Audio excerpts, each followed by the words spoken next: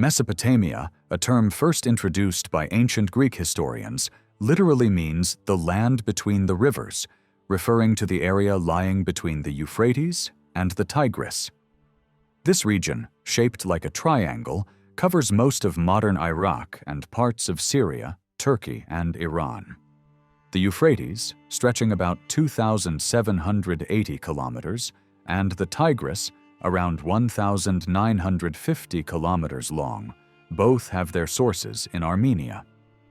In antiquity, they flowed separately, but today they meet at Kurna, forming the Shatt al-Arab, which eventually empties into the Persian Gulf. In the northern regions, their courses have remained stable, but in the south, the rivers come close together, creating a vast alluvial plain. Here, they meander, form tributaries, and often overflow, producing swamps and lakes. Remarkably, the ancient inhabitants were able to manage these waterways, and the main channels of the Euphrates have followed the same route for nearly 3 millennia. Yet many ruined cities in southern Mesopotamia bear witness to times when the rivers shifted or flooded. The Tigris, in its southern stretches, likely followed the course of what is now known as the Shatt el-Garaf. The people who lived there did not have a single name for their land.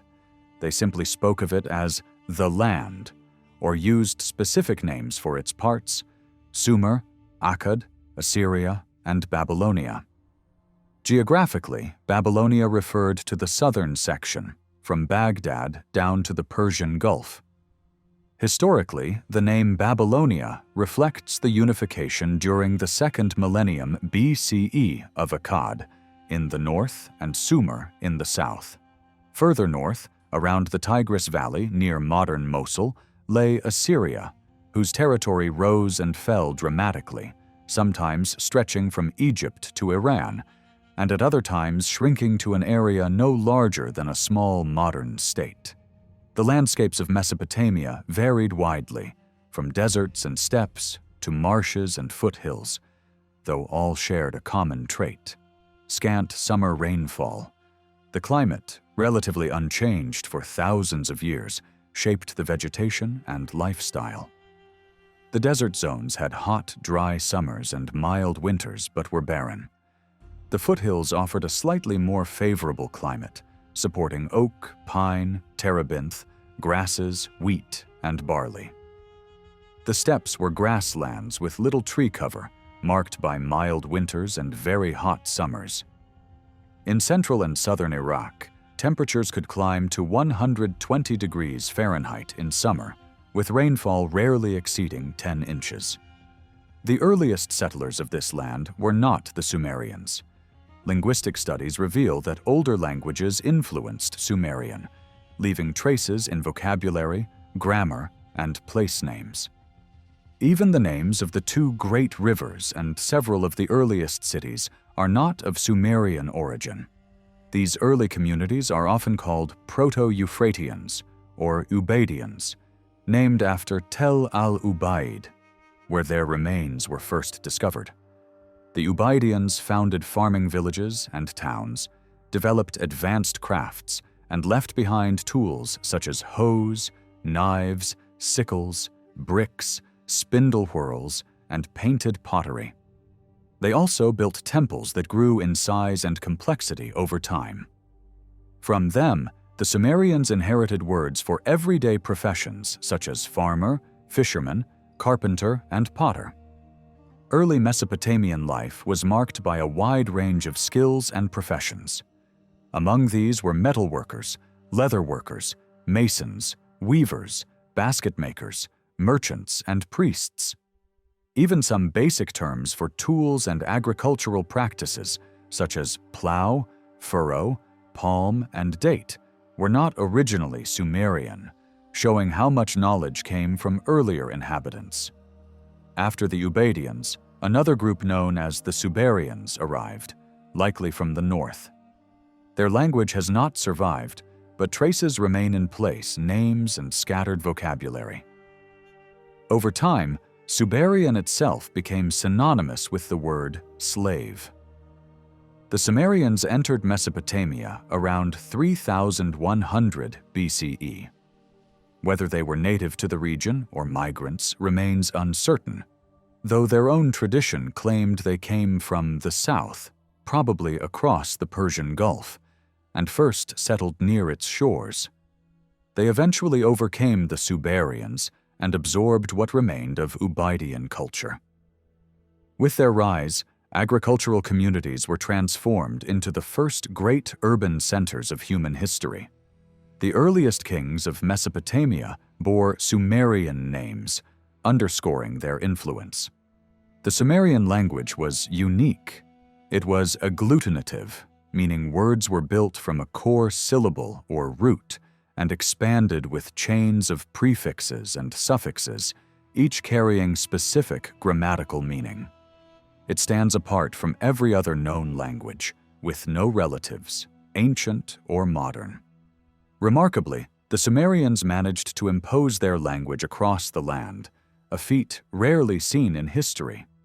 Only Aramaic and Arabic, centuries later, achieved similar dominance. They also created writing, developed terms for law and education, and built the foundations of recorded history. Not long after, Semitic peoples from the west began to settle in Mesopotamia. By about 2900 BC, Akkadian-speaking groups were present, and their influence appeared in early Sumerian texts. By 2350 BC, they established political control with their capital at Akkad, though its precise location remains unknown. Akkadian, a Semitic language, was structured around three-letter roots and used prefixes and suffixes for grammar. The Akkadians adopted cuneiform writing from the Sumerians, blending their traditions into a shared culture. For centuries, Sumerian remained in use, but gradually Akkadian replaced it and became the common language of the wider Near East during the second millennium BC. Akkadian itself survived well into the first millennium BC, splitting into two main dialects, Babylonian in the south and Assyrian in the north. Eventually, Aramaic displaced Akkadian as the spoken language. Mesopotamians also made clear distinctions among their neighbors. They referred to the Western Semites who had not assimilated as Amorites, with their land called Amuru. At first, Amorites entered Mesopotamia as laborers and soldiers during the third millennium, but by the early second millennium they had risen to power, taking leading roles in politics and the military. Their language, Amorite, belonged to the West Semitic branch, though it was eventually overshadowed by Akkadian. Most of what survives of it comes from personal names. To the Mesopotamians, the world was mapped according to peoples and directions. The north was Subar, the south Sumer, the west Amuru, and the east Elam, with Babylon placed firmly at the center. Before 9000 BC, no permanent villages existed anywhere in the world. People lived in small, mobile groups and were mostly seen while hunting, fishing, or gathering wild plants and fruits. They did not yet form settled communities tied to one place. Early humans experimented with very simple forms of cultivation by sparing young animals or fish and by protecting certain useful plants. Over time, the wild forms of legumes, fruits, and nuts gradually grew larger and more suited to human use. Their tools were mostly made of stone, which is why this long era is known as the Stone Age. The Paleolithic, or Old Stone Age, lasted from around 700,000 to 9,000 BC and saw the basic development of stone tools. The world's first permanent settlements appeared in the Near East during the Neolithic, or New Stone Age, around 9000 BC, later spreading as far as China by about 4000 BC. This period marked the beginning of farming and animal domestication. Archaeological evidence shows that people practiced a mixed economy combining hunting, herding goats and sheep, fishing, and cultivating wheat and barley. Neolithic villages could cover up to 10 hectares and house populations of 1,000 or more. Trade developed, and society grew more complex. Archaeologists often name early cultures after the places where their remains are first identified. In northern Mesopotamia, 3 important cultures of about 6,000 to 4,000 BC are known as Hassuna, Samarra, and Halaf. Hassuna villages show signs of agriculture and cloth production, while finds of obsidian and semi-precious stones prove long-distance trade. Stamp seals suggest the idea of private property.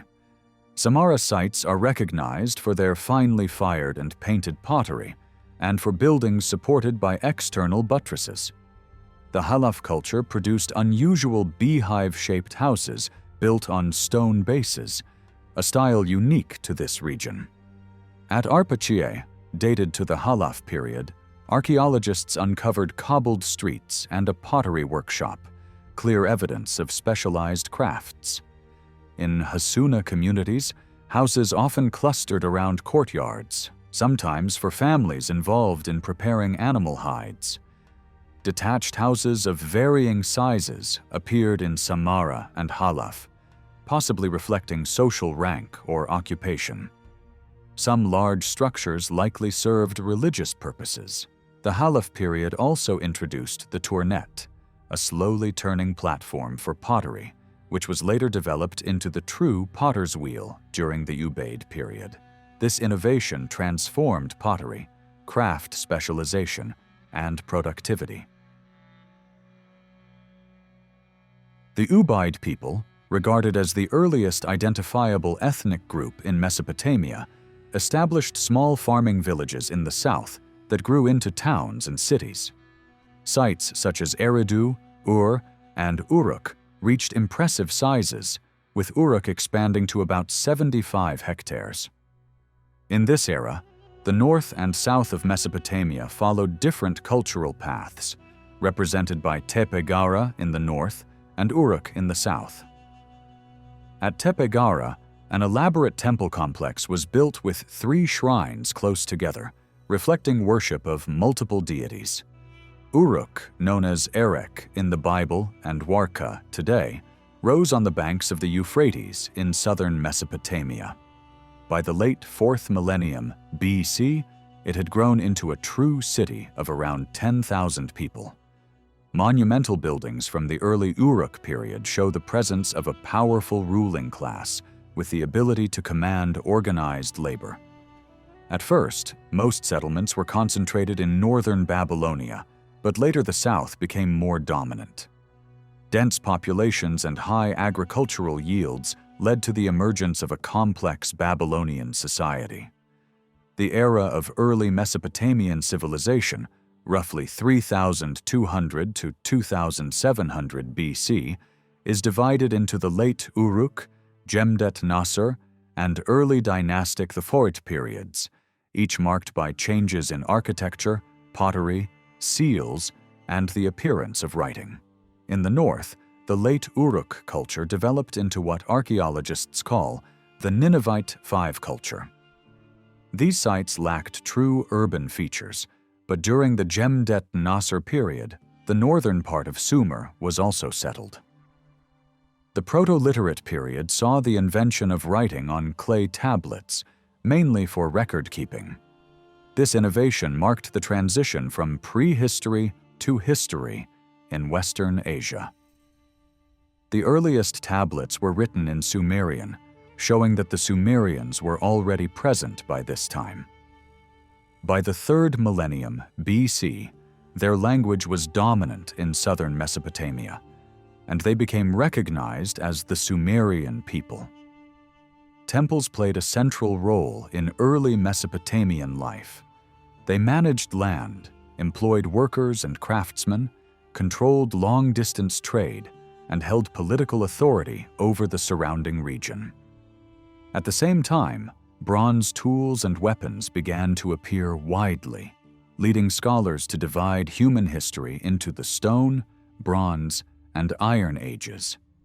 Each Mesopotamian city was built around irrigated land, separated by stretches of desert and marsh, and gradually these centers developed into independent city-states.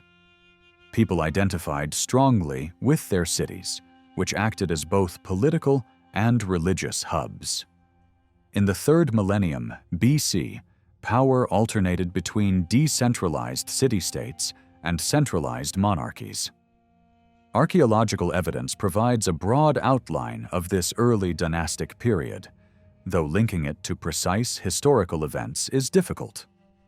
The Sumerian king list, compiled in the early 2nd millennium BC, records rulers, dynasties, and reign lengths, ending with the kings of Ur's 3rd dynasty and their successors at Isin. This list, although not entirely accurate, formed the framework for later traditions. It reflects the belief that kingship was a divine institution meant for human society. Eridu, one of the earliest cities, was inhabited continuously into Sumerian times and considered the oldest Sumerian center. The king list often treated overlapping dynasties as successive, but in reality, no king ruled beyond his own city until the Akkadians established their empire. In the Sumerian king list, the phrase "before the flood" referred to the distant proto-historic age, while "after the flood" marked the beginning of recorded history. The antediluvian section of the list is often connected with the early dynastic Fornern period, for which no other sources survive. According to the text, when the flood had passed and kingship once again descended from the heavens, the city of Kush became the first seat of royal power. In time, the title passed to Uruk. Several rulers named in the list, such as Enmerkar, Lugalbanda, Dumuzi, Gilgamesh, and Etana, are also familiar from Sumerian and Akkadian legends. The following dynasty was at Ur, led by King Mesanapada, whose father Mes-Kalamdug, ruler of Kish, is known from inscriptions found in the royal cemetery of Ur. Early dynastic Sumer was not a unified kingdom, but a loose network of small city-states. Their relationships shifted constantly. Sometimes one acted as overlord, sometimes they stood as equals, and frequently they fought one another. No single city served as a permanent center. Even Nippur, revered as the spiritual heart of Sumer and Akkad, did not wield political control. Each city-state included the urban core and its surrounding farmland, functioning as an independent political unit under its own ruler. In total, Sumer and Akkad each had roughly a dozen such city-states spread along the Tigris and Euphrates.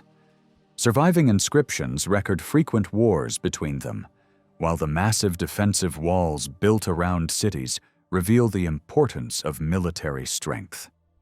The king list itself was selective. Important rulers of cities such as Lagash are absent.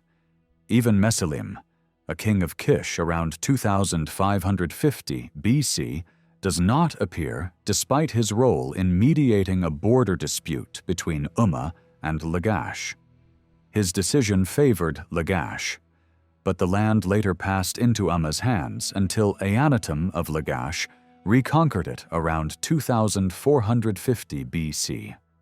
Eannatum imposed a new treaty and even created a strip of unused land along the border to prevent future conflict. His power extended further.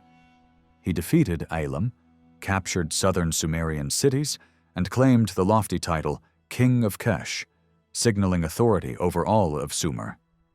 He boasted of victories over Umma, Uruk, Ur, Akshak, Mari, Susa, Elam, and distant regions in the Zagros and northern Mesopotamia.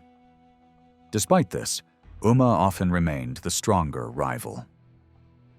A later ruler of Umma, Entemena, concluded a peace pact with Lagash that effectively created a broader unity among Sumerian cities. Lagash eventually fell into decline, its rulers short-lived, until Uru-Inimgina came to power.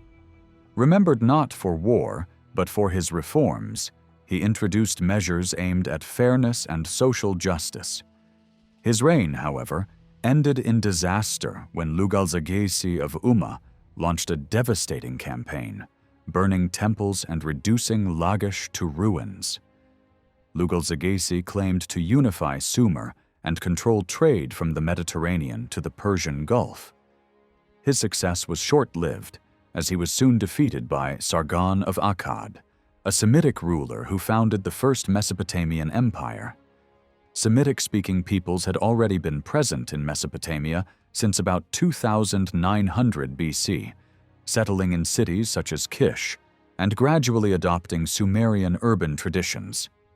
Known as Amorites in later sources, some of them eventually rose to kingship. Out of this environment emerged Sargon the Great, once a cupbearer to the king of Kish. When Lugalzagesi seized power in Uruk, Sargon struck back, surprising him and tearing down the city walls. From there, Sargon marched south to the Persian Gulf and then turned west and north, conquering Mari, Yarmuti, and Ebla, pushing as far as the Amanus and Taurus mountains and eastward into Elam. His policy was to destroy city walls to prevent rebellion while leaving cooperative rulers in office, or replacing them with loyal administrators if necessary. By this method, he dismantled the old city-state order and built a centralized state. He stationed garrisons to secure the empire and established Akkad as his splendid new capital, whose exact site remains unknown. Sargon was succeeded by his son, Rimish, who faced widespread revolts. His campaigns, involving massive armies, were brutally effective, with inscriptions recording tens of thousands killed or captured. After Rimish, his brother Manishtushu took power, continuing expansion until he too was assassinated. His son, Naram-Sin, achieved even greater renown. He adopted the title King of the Four Quarters and was even worshipped as a god, a rare honor for a living ruler. But the Akkadian Empire eventually collapsed. From the eastern mountains came the Gutians, described as wild and destructive. Their invasion coincided with famine and hardship. Later tradition, preserved in the poem The Curse of Agade, blamed the downfall on Naram-Sin's desecration of Enlil's holy sanctuary in Nippur. The poem describes desolation, fields barren of grain, rivers empty of fish, gardens producing no honey or wine. Inflation and hunger followed, and the once great city of Akkad was left cursed and abandoned, its roads overgrown, its waterways bitter, and its dwellings forsaken. The ancient curse was said to come true swiftly, not in 5 days, not in 10. And kingship slipped away from Akkad, leaving the once great city in ruins. Naram-Sin's son, Sharkali-Shari, tried to undo some of the damage his father had caused, but the empire was already collapsing. What remained of his authority barely extended beyond the city of Akkad itself. Later tradition even remembered his reign as a time of chaos. Who was king? Who was not king? Sargon's empire had lasted just over a century, but it could not endure. Waves of invaders from the Zagros Mountains disrupted trade, destroyed irrigation networks, and weakened the fragile political structure. The empire's fall reflected its own instability as much as external pressure. For a time, the Gutians, mountain tribes described as harsh and barbaric, dominated southern Mesopotamia. Like many conquerors, they eventually adopted local traditions and honored the gods of the cities they ruled. Still, their presence left Sumer politically fragmented and economically drained. Some rulers, however, managed to stand out during this turbulent era. Gudea of Lagash was remembered for his devotion to temple construction, his long inscriptions, and his wide-ranging trade connections. In the early 21st century BC, Utu-Hegel of Uruk rose to power. Claiming divine support from Enlil himself, he drove out the Gutians and restored a measure of order to Sumer. His reign, however, lasted only a decade before his throne was seized by Ur-Nammu, who established the third dynasty of Ur, often called Ur III. Ur-Nammu proved to be both a skilled general and a gifted administrator. He created one of the first law codes known to history and organized a centralized state in which governors managed the provinces under royal authority. He also encouraged long-distance trade, improving the highways and setting up controls for ships traveling to Magan. Ur-Nammu died in battle against the Gutians, an unusual fate for a Sumerian king, and hymns describe his solemn burial and journey to the underworld. His son Shulgi expanded the empire and reorganized the state. He placed military officials in charge of distant provinces and sought to strengthen defenses against threats from the west by building a long protective wall, later remembered as the Wall of the Land. His motivations were not purely defensive. He also aimed to secure trade routes, leading to valuable resources such as lapis lazuli and tin. Shulgi was followed by his sons Amarsin and Shusin, both of whom were deified upon taking the throne. Shusin faced the first major raids of Amorite tribes from the western deserts and responded by strengthening fortifications. Yet Mesopotamian texts painted the Amorites in conflicting ways.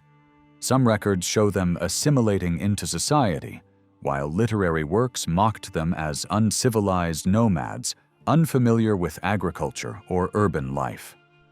The last king of Ur III, Ibi-Sin, inherited mounting problems. Amorites pressed from the west, and Elamites attacked from the east. Eventually, famine weakened Ur so severely that defenders opened the city gates, allowing the Elamites to massacre the inhabitants and plunder the temples. The tragedy was remembered in the lamentation over the destruction of Ur, which described streets piled with corpses and fields filled with the dead instead of dancers and feasts. The third dynasty of Ur had lasted barely a century, and with its fall, Mesopotamia fragmented once again into independent city-states. Around 2017 BC, Ishbi-Ira established a new dynasty at Isin, which lasted for more than 200 years. The latest version of the Sumerian king list was compiled under his rule, claiming that kingship had passed from Ur to Isin. Later, Lipit-Ishtar, the fourth king of Isin, issued a law code that influenced the later, more famous code of Hammurabi. At the same time, a rival power rose at Larsa under Gungunum, who seized the old capital Ur and founded the first Amorite dynasty in the south. Over time, Amorite leaders established control over Babylonia, with new centers of power at Larsa, Eshnunna, and Babylon itself. The old Sumerian cities, such as Kish, Ur, and Uruk, lost their prestige, and the Sumerian language disappeared from daily life, replaced by Akkadian. The struggle for dominance between Amorite dynasties produced centuries of warfare, but also laid the foundations for new powers. Rim-Sin of Larsa captured Ur and defeated rival coalitions. In the north, an exceptional ruler emerged in Babylon, Hammurabi. With him, the era of Babylonia as a unified kingdom began, a Semitic state built upon the foundations laid by the Sumerians. Meanwhile, in northern Mesopotamia, Assyria was beginning to take shape. The city-state of Ashur controlled its immediate territory, but its real strength came from trade colonies established across Anatolia. Thousands of texts from Cappadocia describe how Assyrian merchants brought textiles and tin along caravan routes to the city of Kanesh, a major commercial hub. These networks marked the beginning of Assyria's long role as a trading and military power in the region.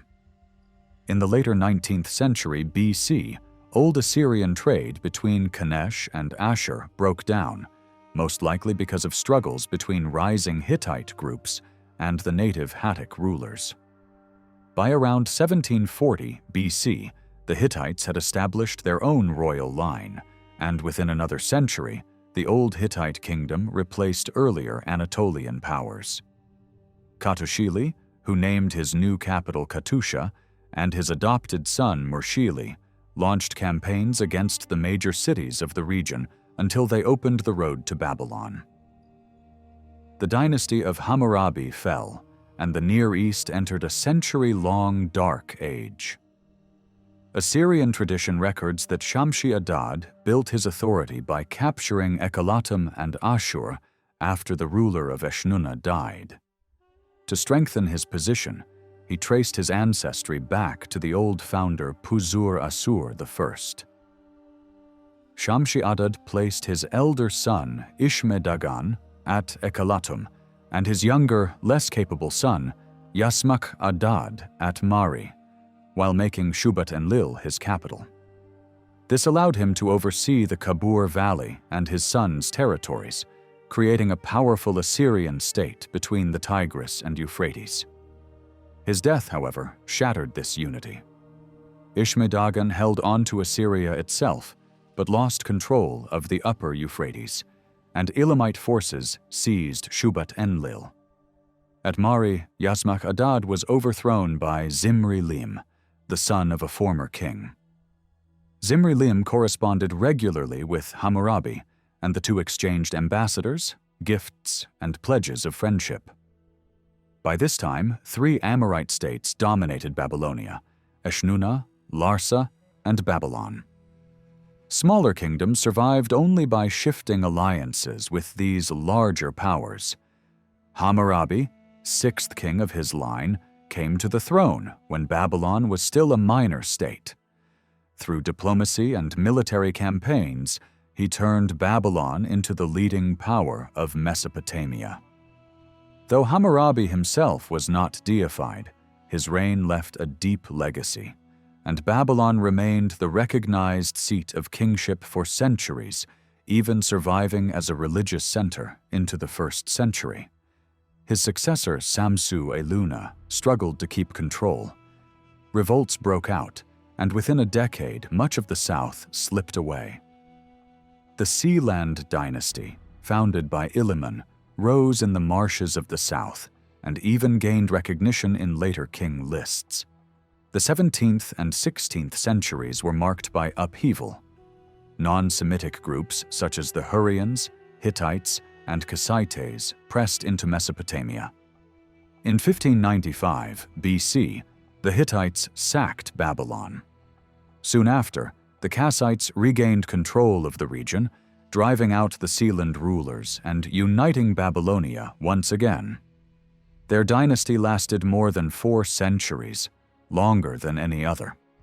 Though their origins remain unclear, the Kassites first appeared as agricultural laborers before rising to kingship.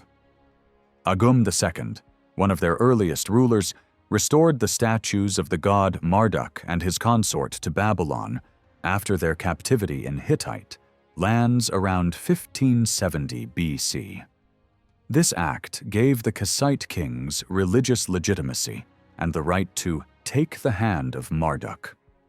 They adopted Babylonian customs, language, and religion, ensuring stability and continuity. Meanwhile, the Hurrians were rising in the north. By the 15th and 14th centuries BC, the kingdom of Mitanni stretched from the Mediterranean to Assyria. Their capital, Washukani, remains undiscovered, but their cultural influence was immense, shaping Hittite religion and passing Mesopotamian traditions westward into Israel, Phoenicia, and even indirectly to Greece. Their gods were worshipped widely, and they played a major role in regional diplomacy. Evidence from the Amarna letters of the 14th century BC reveals close ties between Kassite Babylonia and Egypt, including royal marriages and exchanges of gifts. But tensions also grew, with Babylonian rulers complaining of poor treatment of their envoys. At the same time, Assyria began its rise as an independent kingdom. Assur-uballit broke free from Mitanni's dominance and declared himself king of the land of Assyria, establishing dynastic succession from father to son. Under him, Assyria gained recognition as an equal to other great powers, while relations with Kassite Babylonia remained mostly stable. In 1287 BC, Egyptian forces under Rameses clashed with the Hittites at the famous Battle of Kadesh. Egyptian records claimed victory, but Hittite accounts suggest otherwise. The result was a historic treaty of peace and alliance, sealed by a marriage between Rameses and a Hittite princess, with a copy of the silver treaty tablet preserved at Katusha. Babylonia's fortunes declined until Tukulti-Ninurta I of Assyria marched south and captured Babylon in 1235 BC. The reasons for his campaign are uncertain, but his success marked the beginning of Assyria's dominance. He expanded his campaigns east, north, and west, boasting of capturing nearly 30,000 Hittites and adopting grand titles such as King of Sumer and Akkad, and King of the Upper and Lower Seas at home. He built lavish projects in Ashur and even founded a new capital across the Tigris, Tukulti-Ninurta. Yet this grandeur provoked resentment. In the end, rebellion led by his own son turned against him. He was imprisoned in his palace and killed, bringing his ambitious reign to a violent close. References to Tukulti-Ninurta I echo, albeit distorted, in both biblical and Greek traditions. Genesis preserves a memory of a mighty hunter-conqueror under the name Nimrod, while Greek tales speak of King Ninos, his great city, and the fiery end of a figure later called Sardanapalus, all dim reflections of Assyrian royal lore. Historians often label the following centuries a dark age because firm records thin out for both Babylonia and Assyria.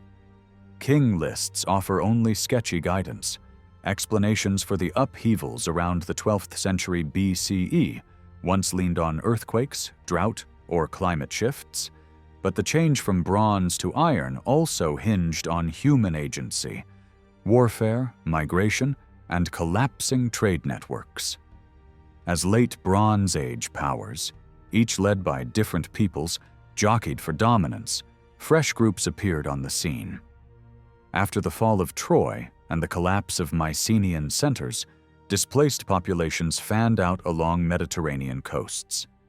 The Hittite kingdom, Ugarit, and many Levantine cities fell in the turmoil. In this vacuum, Elam surged. Shutruk-Nahunte campaigned deep into Mesopotamia, taking hundreds of towns and heavy tribute.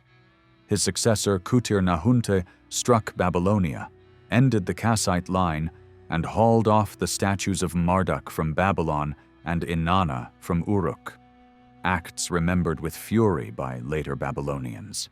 After the Kassites, Babylon drifted through long stretches of political fragility until Assyria's ascendancy in the 9th century BC.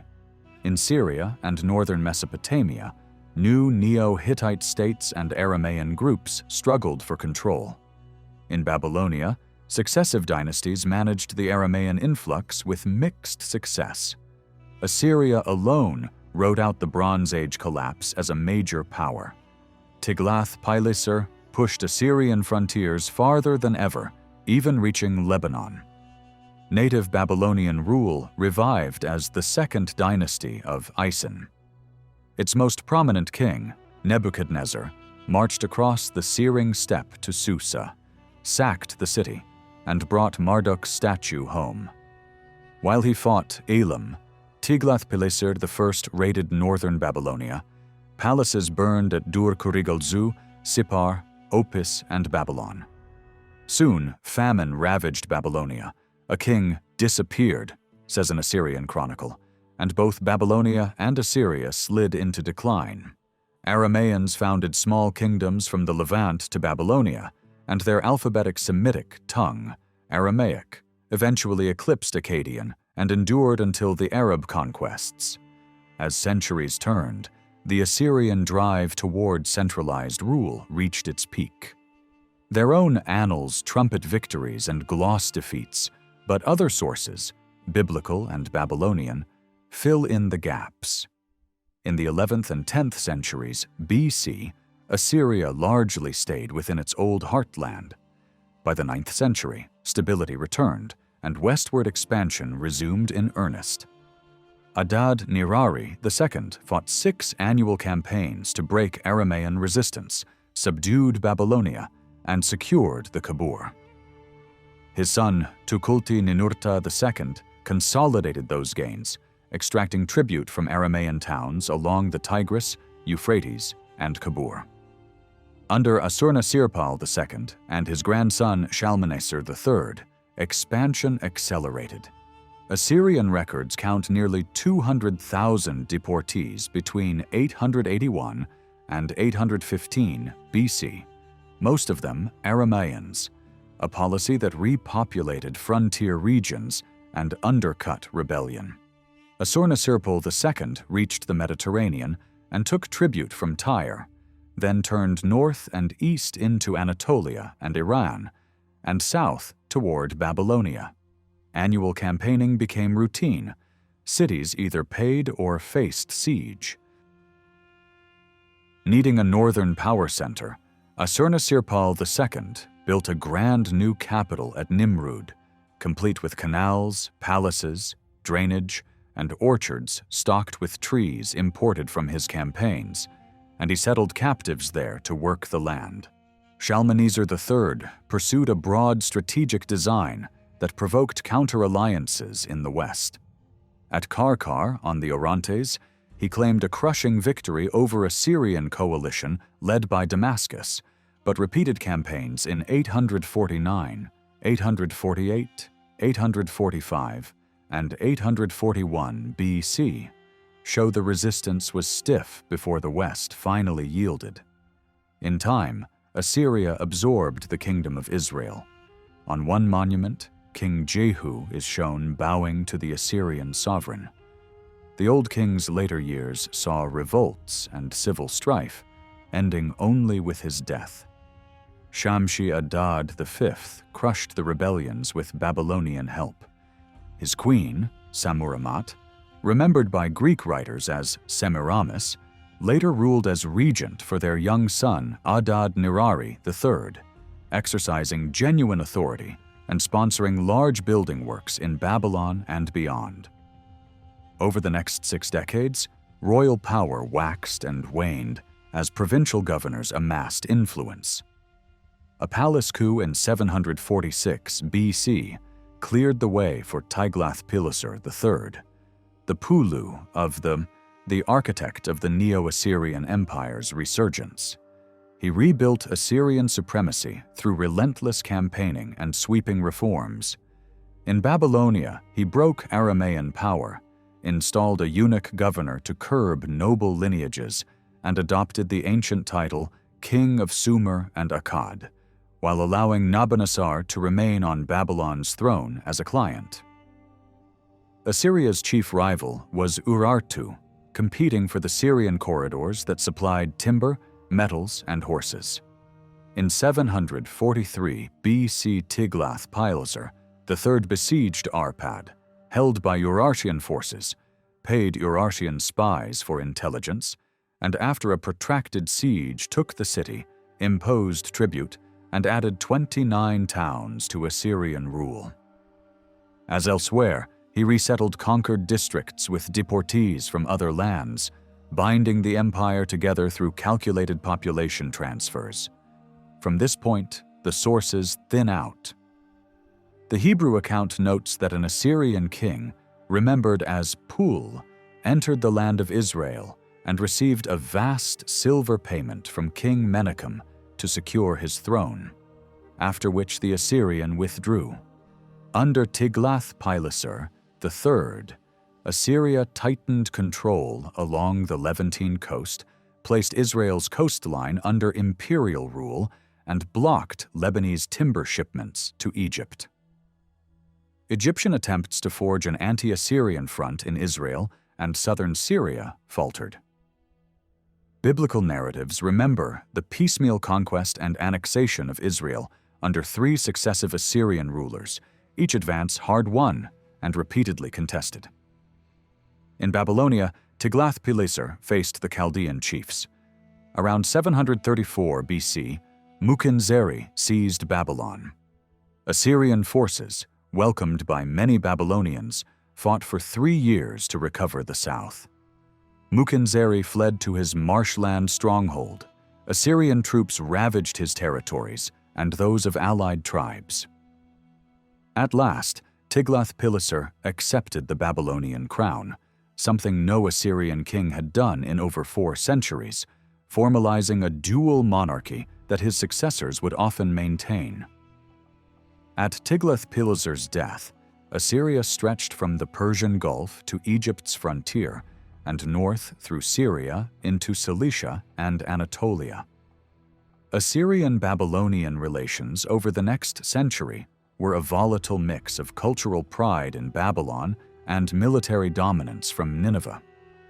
Tiglath-Pileser III and his son Shalmaneser V embody this dual identity in both Mesopotamian and classical sources.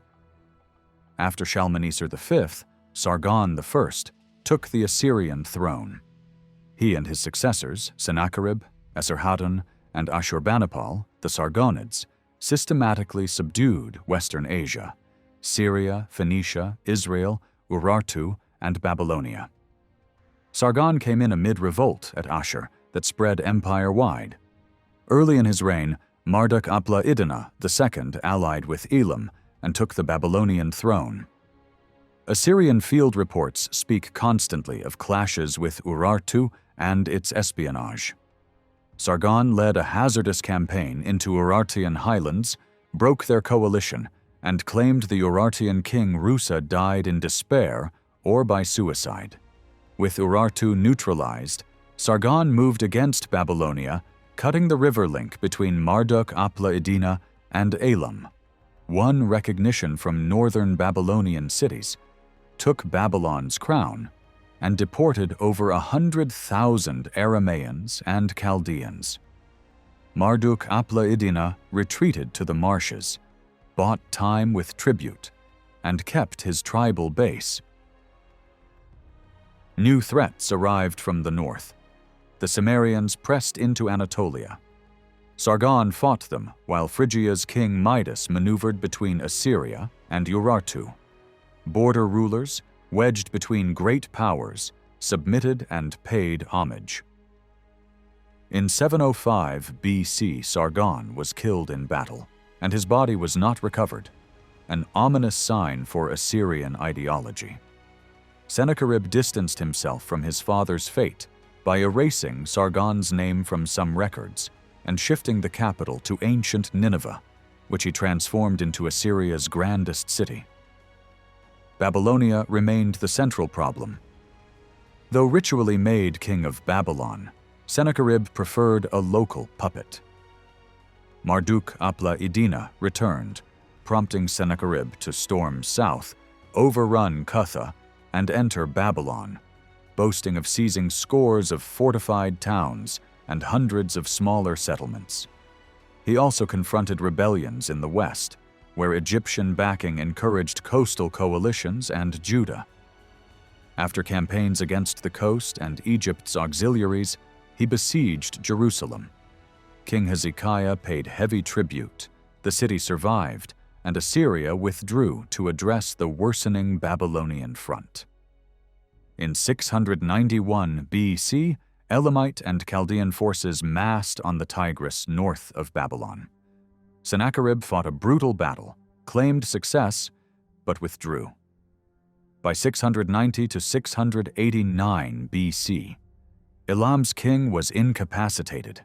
Without Elamite support, Babylon starved under siege and fell. Its ruler was executed, and Sennacherib exacted payment in silver. Biblical tradition records Sennacherib's death in 681 BC at the hands of two sons.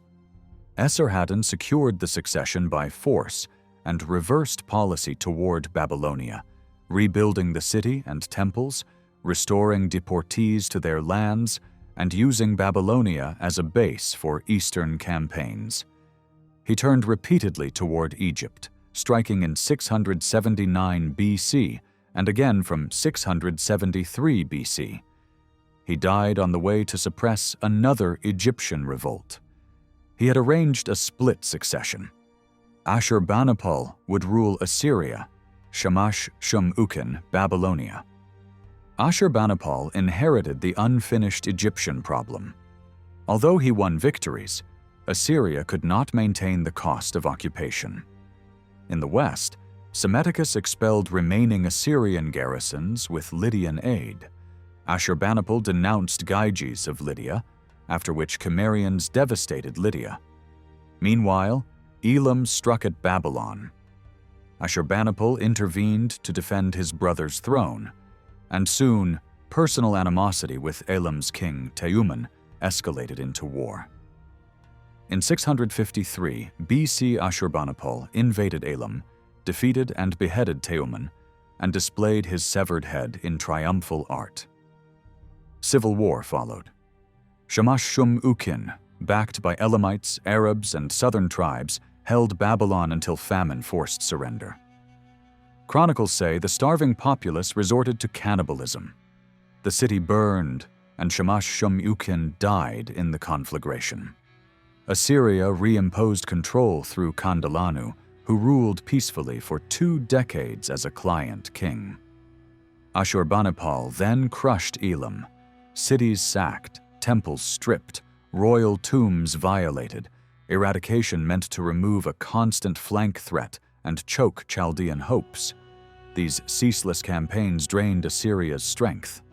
After Ashurbanipal, the state, stretched across distant provinces and dependent on constant tribute, could no longer sustain its burdens. Within a generation, the empire collapsed. In Babylonia, a fresh era had been counted from Nabonassar, whose reign anchors precise historical and astronomical records. In the turmoil after Shalmaneser V, the Chaldean leader Marduk-apla-iddina II twice took Babylon's throne, styling himself the country's savior. He refurbished shrines, upheld ancient city privileges, and hired Elamite armies with Bit-Yakin wealth. Sargon eventually drove him from Babylon, installed Assyrian governors, then briefly reinstated him before Assyrian rule resumed. When Ashurbanipal died, revolts flared. Power struggles first engulfed Babylonia. Kandalanu vanished from the scene. Ashurbanipal's son Ashur-etil-ilani tried to manage Babylonia through a loyal general, but another son, Sin-shar-ishkun, led the main Assyrian garrison at Babylon, seized Babylonia, then replaced his brother as Assyrian king. In this chaos, Nabopolassar, son of nobody, founded the Neo-Babylonian dynasty, consolidating Babylonia and seeking allies. In 614 BC, the Medes attacked Assyria. Nabopolassar marched north too late to save Ashur. Amid its ruins, he struck a marriage alliance with the Median king Cyaxares, betrothing his son Nebuchadnezzar to a Median princess. The Medes then turned to Armenia and Asia Minor. Assyria's cities fell. By 612 BC, Nineveh was destroyed, and within a few years the last Assyrian forces were defeated at Haran and Carchemish. At Carchemish, Crown Prince Nebuchadnezzar II shattered the Egyptian army's morale and rolled up Syria and Israel. The Neo-Babylonians inherited the Assyrian imperium. When Nabopolassar died, Nebuchadnezzar hurried to Babylon and secured the throne. In 601 BC, Nebuchadnezzar fought Egypt near the frontier at heavy cost to both sides. reports of Babylonian losses encouraged Judah to stop paying tribute. Babylonia responded by reducing Judah to a province and deporting part of its population. When Egyptian intrigue revived in the Levant, Nebuchadnezzar advanced. Egypt pulled back, and Babylonian armies reclaimed towns and besieged Jerusalem. After 18 months of famine, the walls were breached. King Zedekiah fled, was captured, saw his sons executed, was blinded, and taken to Babylon. Jerusalem's walls were razed, temple and palace burned, and many survivors deported, sealing Babylon's dominance over the western provinces. Babylon and Media remained on good terms for much of Nebuchadnezzar II's reign, yet toward the end he grew wary of Median ambitions. To secure the northern frontier, he ordered a massive barrier, the so-called Median Wall, stretching from Sippar to Opis, meant to keep out raiders and check invasions from the north. Nebuchadnezzar II died in 562 BC. 3 short-lived rulers followed, the last deposed after only 3 months. Then Nabonidus, an elderly court veteran but not of Nebuchadnezzar's line, took the throne.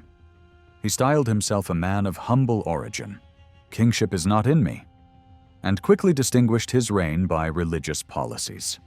After a dream in which Marduk instructed him to rebuild the Temple of Sin at Haran, ruined for over 5 decades, he restored that shrine and favored other major moon god centers at Ur and at the oasis of Tema in Arabia. His strong devotion to Sin, encouraged by his long-lived mother Adad-Gupi, clashed with conservative Babylonian opinion. Despite temple wealth, the Neo-Babylonian economy was under strain. The wars and building programs of Nabopolassar and Nebuchadnezzar had been costly. Key trade corridors had slipped under Median control. Prices surged by roughly half. Plague and famine struck.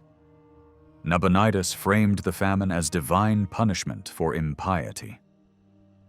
After about a decade residing in Tema, he returned to Babylon around age 70, though why he left and why he came back remains uncertain. In his absence, his son Belshazzar governed the capital. By then, the balance of power had shifted. In 539 BC, Cyrus of Persia advanced on Babylonia. Persian forces surrounded Marduk's temple precincts, and with priestly support inside the city, Babylon capitulated.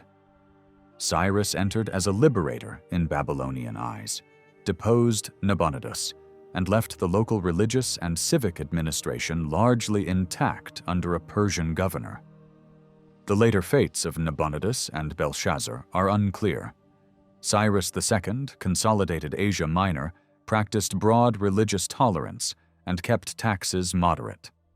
His capital at Pasargadae was austere compared with Assyrian and Babylonian splendor. He died in 530 BC and was buried in a gabled stone tomb there. Power passed without turmoil to his son Cambyses. By then, Assyria and Babylonia had ceased to be great powers in Western Asia. The invention of writing in Mesopotamia dates to the late 4th millennium BC, when dense settlements and palace temple economies demanded reliable records of grain, livestock, and rations.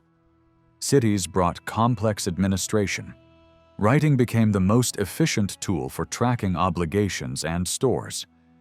The earliest datable writing appears around 3100 BC. Before writing, people used simpler accounting devices, tally sticks, counting boards, and, crucially, clay tokens. These small clay counters, known from around 10,000 BC, came in varied shapes and began as household and market markers. As towns grew, the token system multiplied in signs and combinations, effectively becoming a 3-dimensional notation for quantities and goods. Sealed numerical tablets of the late 4th millennium, still undeciphered, represent a bridge from tokens to script. The first true tablets come from Uruk. Soon, similar sign systems appear across the Near East, from Syria to Iran. Early Uruk tablets combine numerals with pictographs, rough drawings of objects, totaling roughly 1,200 signs. Some derive from token shapes, most are pictorial. About 85% of tablets record deliveries of foodstuffs, animals, or goods to individuals or temple institutions. The remaining tablets are lexical lists. Such lists persist for centuries, showing deep scribal continuity. Tablets were authenticated by seals, binding documents to specific households or offices. Very early writing was largely language neutral because pictograms for items could be read in any tongue. Grammatical markers were scarce. Only in the early 3rd millennium do clearly readable texts appear, in Sumerian. Scribes then assigned phonetic values to signs originally used as ideas or objects. They did this in 2 ways: by extending a sign's meaning by association, and by exploiting sound-alike values, turning idea signs into syllabic ones. Because Sumerian is agglutinative, adding long chains of prefixes and suffixes to stable roots, scribes could now render grammatical detail with syllabic spellings. By mid-3rd millennium, Akkadian speakers adopted Sumerian cuneiform. Akkadian, being an inflected Semitic language, pushed the script further toward phonetic spelling. Scribes increased both homophony and polyphony. Even after Akkadian replaced Sumerian in everyday speech during the 2nd millennium, Sumerian signs survived as logograms, a kind of shorthand, alongside syllabic spellings. This mixed system remained standard as long as cuneiform endured. Mesopotamian writing influenced or paralleled other scripts: Egyptian hieroglyphs, Proto-Elamite in Iran, and the Indus script, Minoan linear, A, Hittite hieroglyphs in Anatolia, and further east, early Chinese writing. Each culture adapted the idea to its own needs.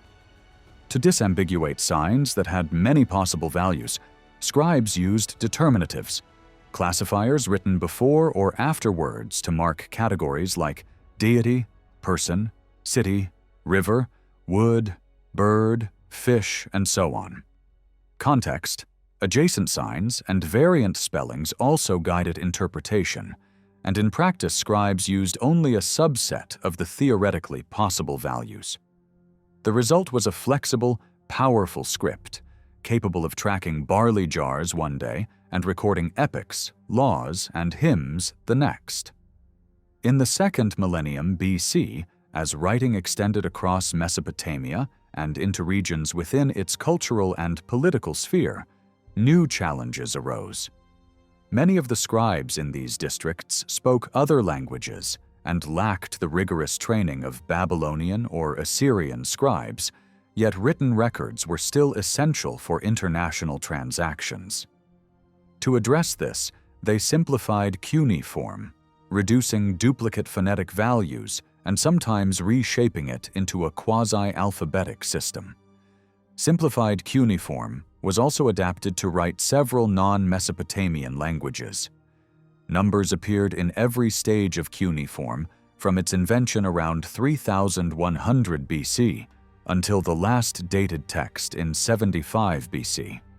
Early numerals were impressed into clay with a reed stylus in circular or slanted shapes, but as the script evolved into its wedge-like form, numbers too became angular. At times, cryptography was employed, either for secrecy and specialized trades like glassmaking, or symbolically, such as writing divine names with numbers. Ennu, head of the pantheon, was represented by the number 60. The stylus, cut from reed and shaped into rounded, sloping, or pointed tips, was the essential tool of writing. It was used to press signs and to rule columns and lines on palm-sized tablets of clay, which was readily available in the river valleys. Tablets were inscribed while still moist, and then dried in the sun, or occasionally baked, making them as hard as pottery. Once hardened, tablets could not be altered, which made them ideal for legal and administrative documents. Many tablets preserved today survived because they were baked in the fires of cities destroyed in war. Others were reused, discarded, or even used as filler in building floors. Tablets came in varied forms: rectangular, square, circular, and even pierced for suspension in magical contexts. Some texts were inscribed on cones, cylinders, or prisms, while luxury versions could be produced in stone, ivory, or metal. Very large tablets, too heavy to hold, were written with the help of assistants or broken into series. Seals, both stamp and cylinder, provided authentication from the 5th millennium BC onward. Even illiterate people could confirm agreements by sealing documents or pressing personal substitutes such as a nail mark or the fold of a garment. Around Sargon's time, clay envelopes were developed to protect tablets. Some carried repeated texts and seals, ensuring that fraudulent alterations could be detected when opened.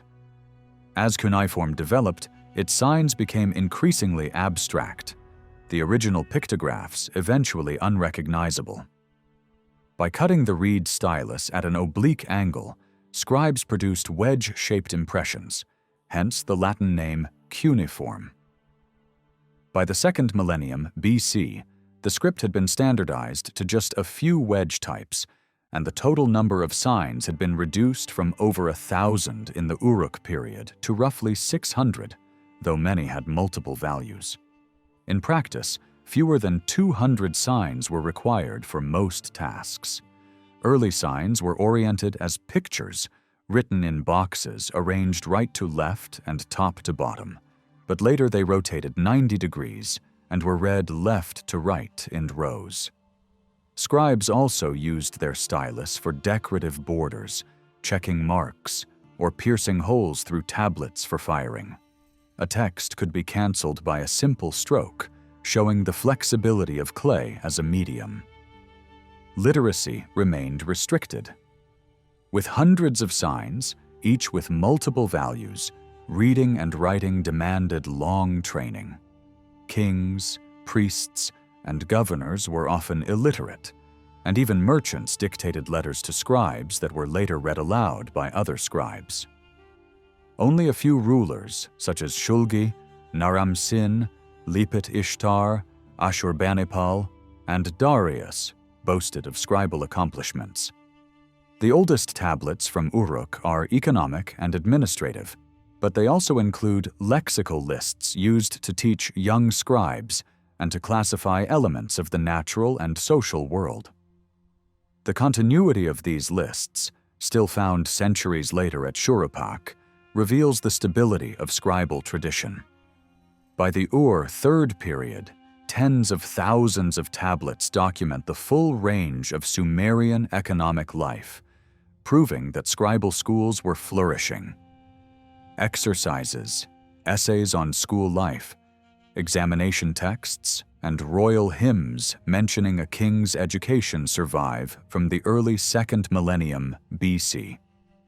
Although later copies altered the format, they preserved the spirit of an ancient educational system that supplied the trained specialists upon whom Mesopotamian administration depended.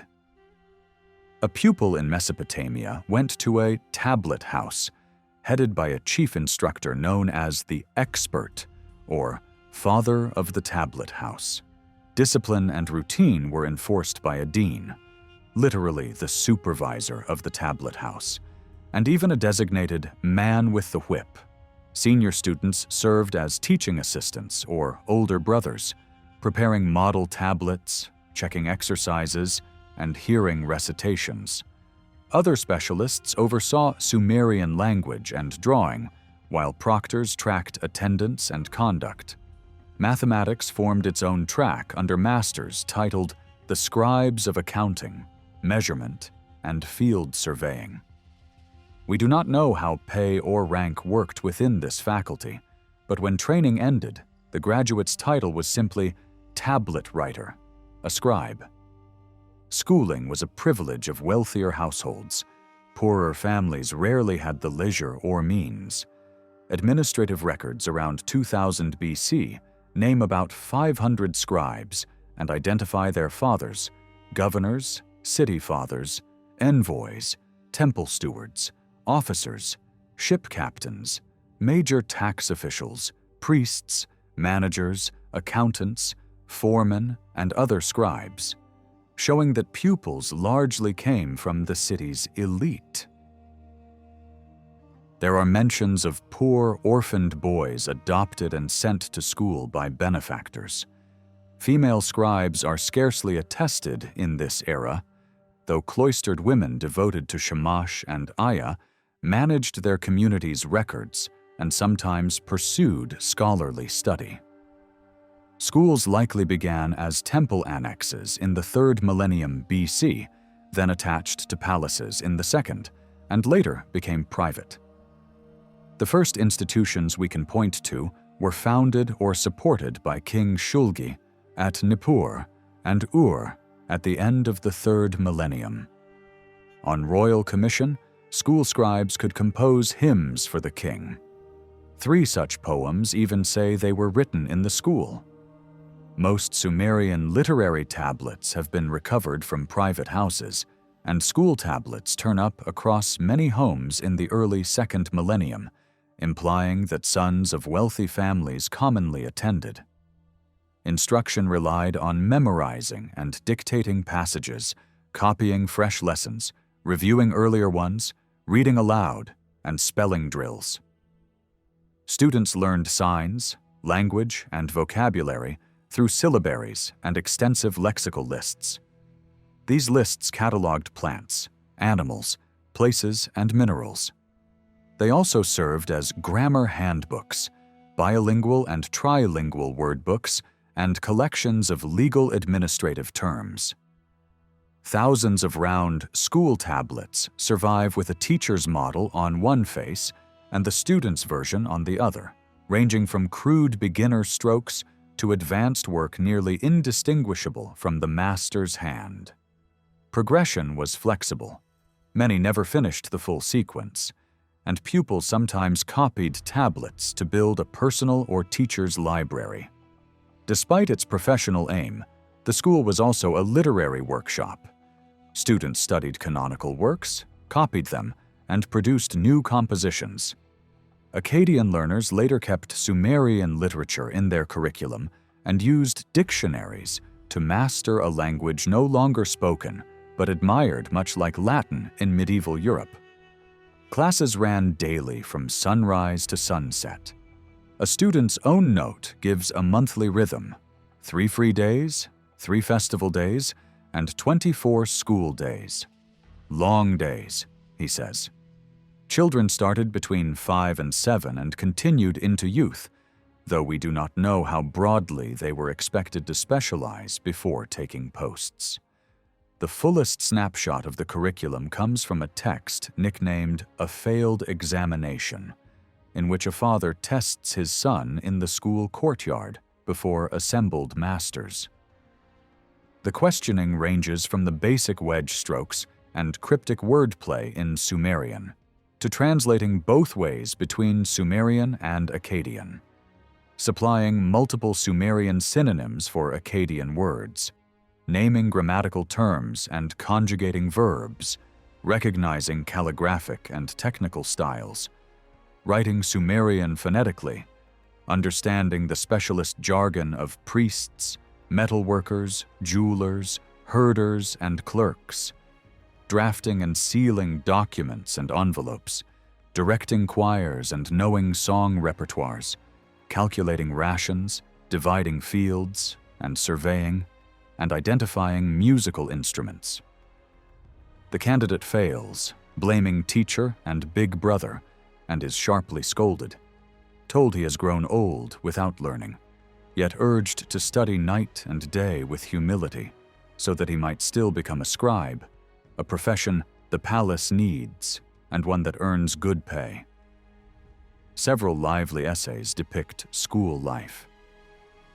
School Days, composed around 2000 BCE, reads like a memoir. The alumnus describes reciting tablets, eating his lunch, preparing new texts, working through model and exercise tablets, then going home to recite for his father.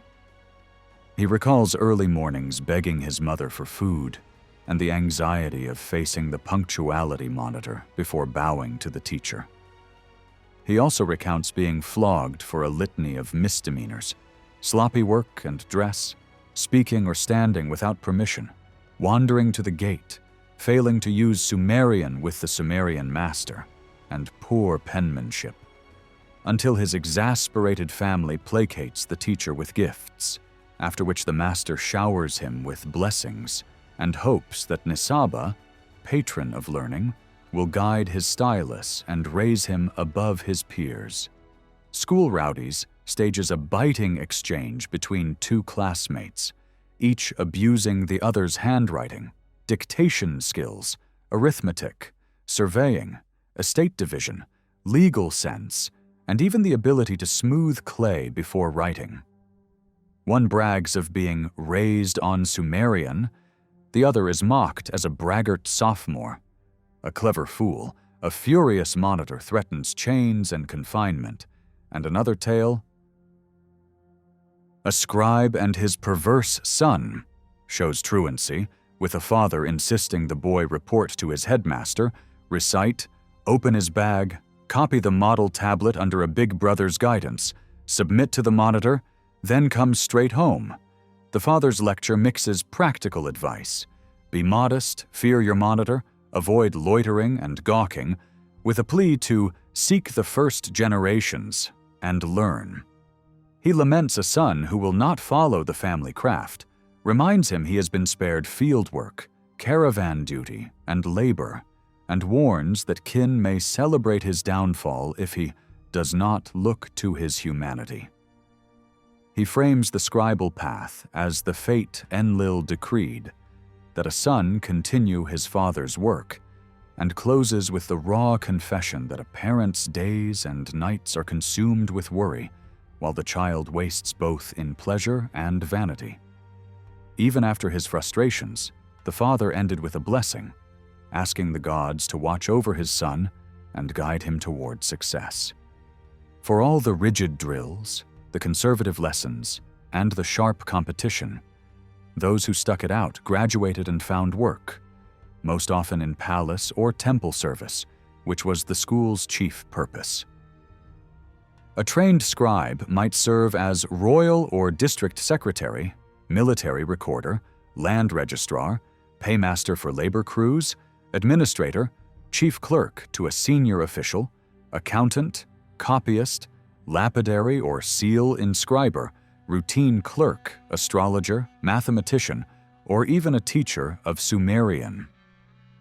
In a dialogue known as the colloquy between an estate superintendent and a scribe, a newly placed graduate argues with his superior, both veterans of the same schools, about diligence and duty. The superintendent boasts of his own studious youth and urges courtesy to every rank above him. The scribe answers, far from meekly, that he has kept the entire household to its tasks, ensured rations and clothing, handled the unirrigated breast of the fields without sleep by day or night, and spared his master many unpleasant responsibilities. In the end, the overseer softens, praises him, and offers a formal blessing to Nisaba, patron of learning. Archive is the modern label for the working stores of documents compiled by an office or individual. Many tablet rooms were sited exactly where records were needed most, by a palace gate to log goods in and out, beside an audience hall, or near a workshop, kitchen, or storehouse. Ugarit's palace kept archives at both entrances. Ebla filed tablets near the throne room and in its administrative wing. Mari had a kitchen archive next to the kitchens themselves. Scribes built private libraries from their own drafts and their students' copies, and schools attached to temples or palaces, supported by wealthy patrons, could pursue research and accumulate tablet collections we now call libraries. Small personal libraries exist from every era, but one priest's house at Tel Ed-Der held more than 3,000 tablets from the 17th century BC. Often archives and libraries were stored together, as with the schoolmaster in Ur, who taught from his house on quiet street number 7. Across all periods, most of what we know comes from economic, administrative, and literary tablets filed in temple and palace archives, which commonly reserved dedicated rooms for storage and retrieval. The first great methodical royal library was assembled by Ashurbanipal in 7th century BC Nineveh. A literate king who boasted of his reading and writing, he dispatched agents to collect tablets from every branch of learning, ordering officials not to withhold anything of value. Arriving texts were shelved or recopied. Some were reproduced faithfully, with blank spaces where the original broke, and notes like "I do not understand" or "old break," while others were updated in contemporary style. His collection likely comprised around 1,500 works, each running 80 to 200 lines, with a core of canonical classics copied for generations and occasional new compositions added. Tablets were stored in many ways. Individuals wrapped them in cloth or reed mats, or placed them in jars, baskets, bags, or chests. Private archives were sometimes entrusted to palaces for safekeeping. At Ebla, palace tablets once set on shelves were later found where they fell when fire collapsed the room. Throughout Mesopotamia, mud brick benches, about half a meter wide, lined walls or stood in the center for stacking tablets, laying out files, or seating scribes. Smaller caches went into sealed wooden boxes or reed baskets. Entire rooms could be sealed, as a queen's letter to Zimri Lim describes. A sealed door opened by officials, baskets removed and resealed, and the room resealed afterward. Assyrian merchant records in Anatolia often turned up in sealed jars, and opening a dead or absent trader's safe required a 3-person panel to witness and record the contents. In the first millennium BC, temple archives added built-in brick and plaster pigeonholes along the walls. Filing systems were careful and deliberate. Tablets might be grouped by subject, date, or origin on shelves or benches, tied into clay bank bundles with string and tags naming contents. Large tablets from the Ur III and Old Babylonian periods often carry edge notes, a primitive spine title. Later, brief annotations in Aramaic, Greek, or Egyptian ink were added to business texts. Our knowledge of Sumerian literature's beginnings is murky. A Hellenistic Babylonian priest, Berosus, tells that after the flood, a divine voice instructed the survivors to return to Babylon and unearth ancient writings at Sippar and share them with humankind. The earliest literary tablets we possess, around 2400 BC, from Ebla, Abu Salabik, and Farah, leave the role of oral tradition unclear. Generations of storytellers and scribes likely shaped the texts we read. Individual names appear on tablets as early as 2600 BC, but most literary works circulated anonymously. A Nineveh catalog credits authors and editors for renowned compositions like the Epic of Gilgamesh. Other scribes list their lineage, naming fathers and forebears. Many call themselves simply scribe, though some add specialties: junior scribe, exorcist, astrologer, and so on. A few works bear the stamp of a single creative hand, recognizable in language, theme, and craft. Some even identify the author within the narrative or hide the name in an acrostic. Like a modern title page, a colophon at the tablet's end can give the scribe's name, date, city, shortened title, the total number of tablets in the series. a catch line for the next tablet, the owner's name, remarks on the exemplar used, and a curse against anyone who steals it. One colophon in the Epic of Creation notes its line count, admits the copy came from a waxed original with crossed-out lines, names the scribe Naid Marduk of the Smith family, dedicating it for his life and house, and records its deposition in the temple Ezida, closing, as so many did, with an invocation for protection and posterity. Writers in Mesopotamia often claimed a divine spark for their work, sometimes saying outright that a god had heard and approved the composition, and a few even insisted they had preserved an original text without alteration. The surviving Sumerian corpus is roughly comparable in size to the Hebrew Bible, though much remains undiscovered. Most of it is in the principal Sumerian dialect, yet certain voices, women and goddesses in myth and love poetry, as well as laments performed by male singers, appear in what texts call the language of women. What we read today usually comes from later copies. Babylonian and Assyrian scholars imitated, adapted, and translated these works, and many tablets present Sumerian with interlinear Akkadian glosses. In form and theme, Sumerian literature set the tone for later Akkadian writing. During the later 2nd millennium BC, Kassite-era scholars, the last great Babylonian redactors, regularized many pieces while adding new ones that spread widely. In the copying process, editors sometimes trimmed or expanded passages. Works endured because they spoke to shared human concerns, origins, heroes, the gods, and the long memory of the past, even when historical texts were recopied with an eye to universal lessons rather than chronology. Verse generally prevailed over prose, and language grew plainer across generations. Texts that lent themselves to either abridgment or expansion proved especially durable.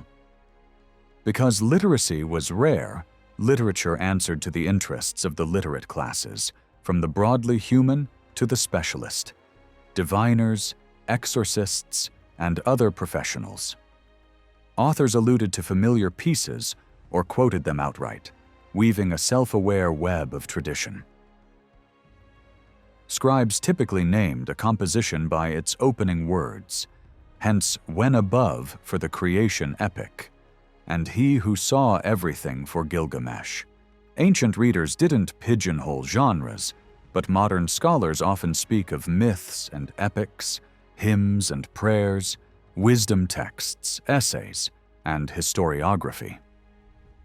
The earliest finds, from about 2400 BC at Farah and Ebla, include incantations.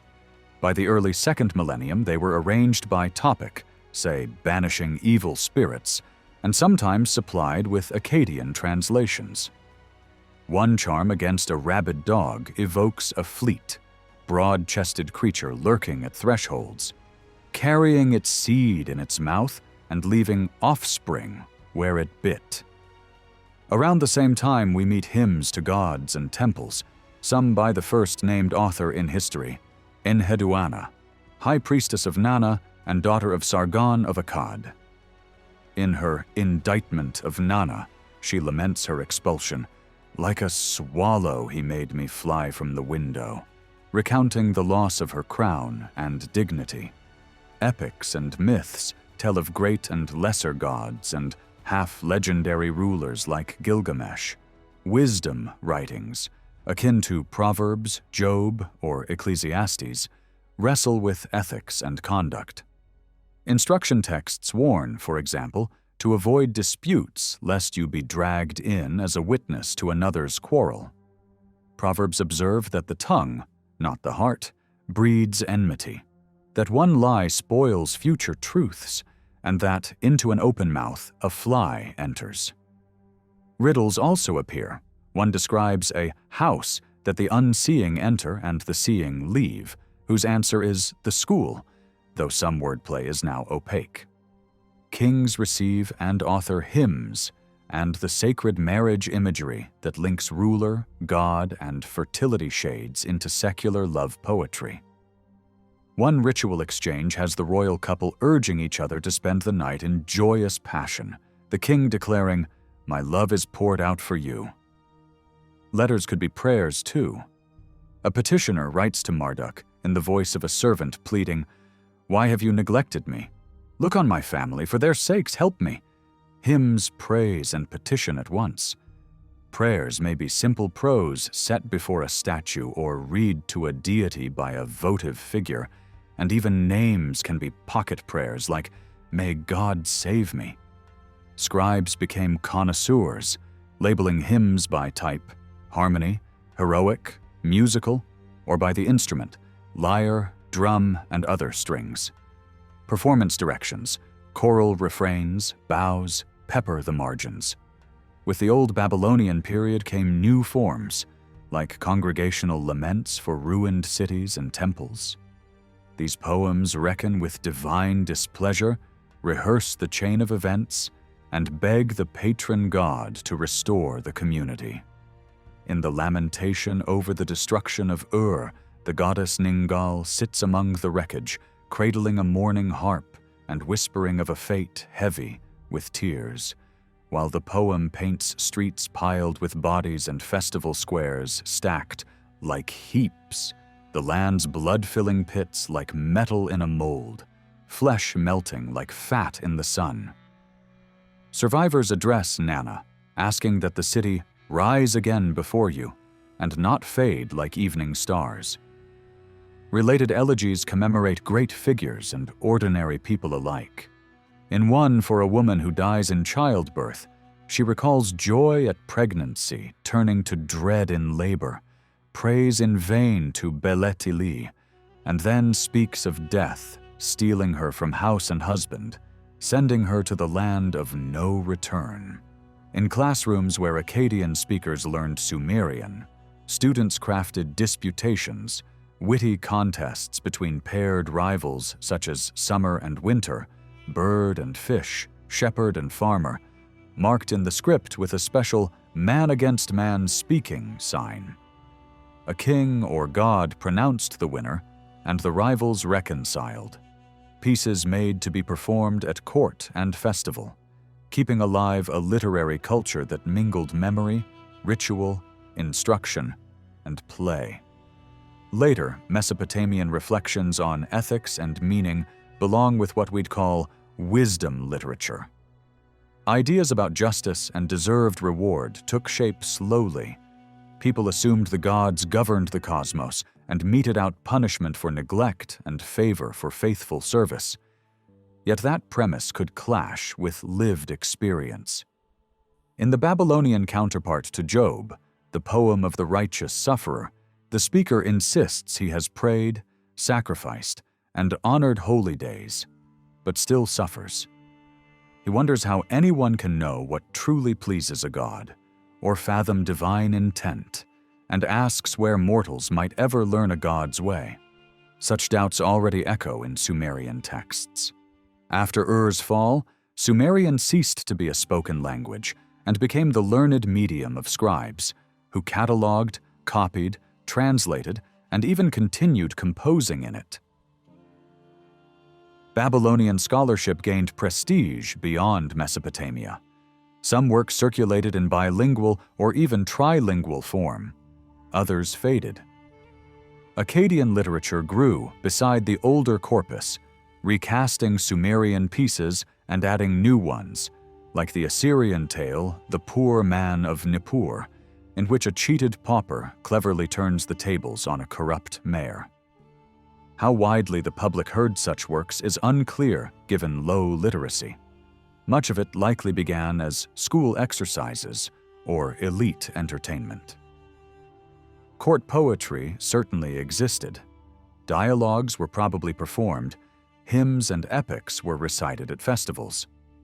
In practice, scribes preserved and transmitted the tradition for their successors.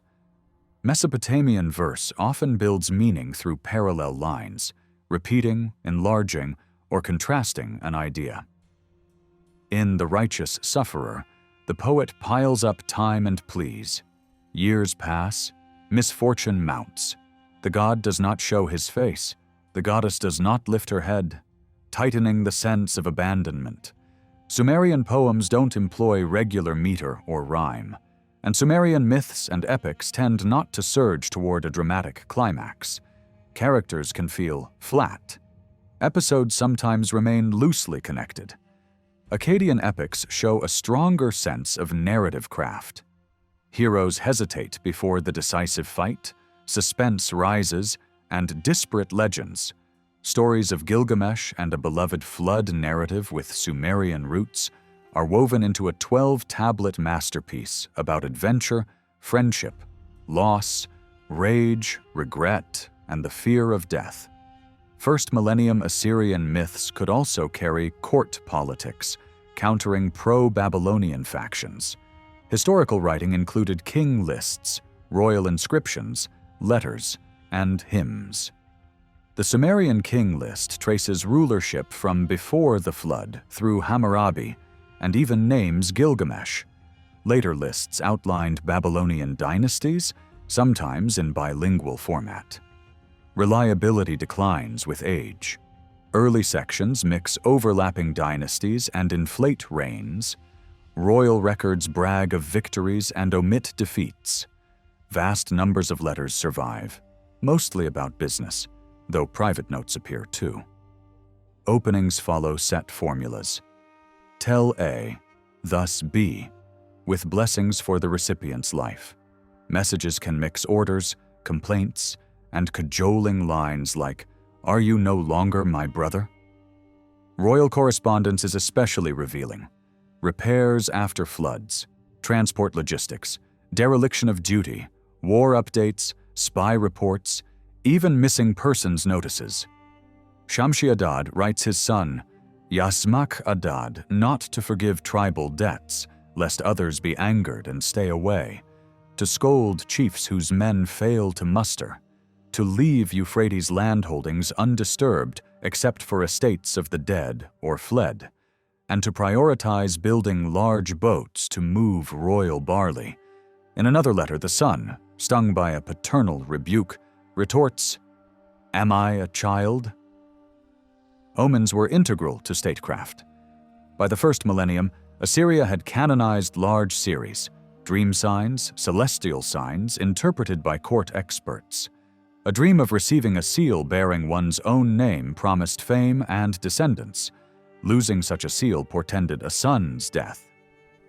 A scholar reports to Esarhaddon that ravens dropping objects on a house foretell traffic and profit, or even a large inheritance if a bird drops meat or another bird, typical of how learned advisors translated the language of signs for kings who believed heavens.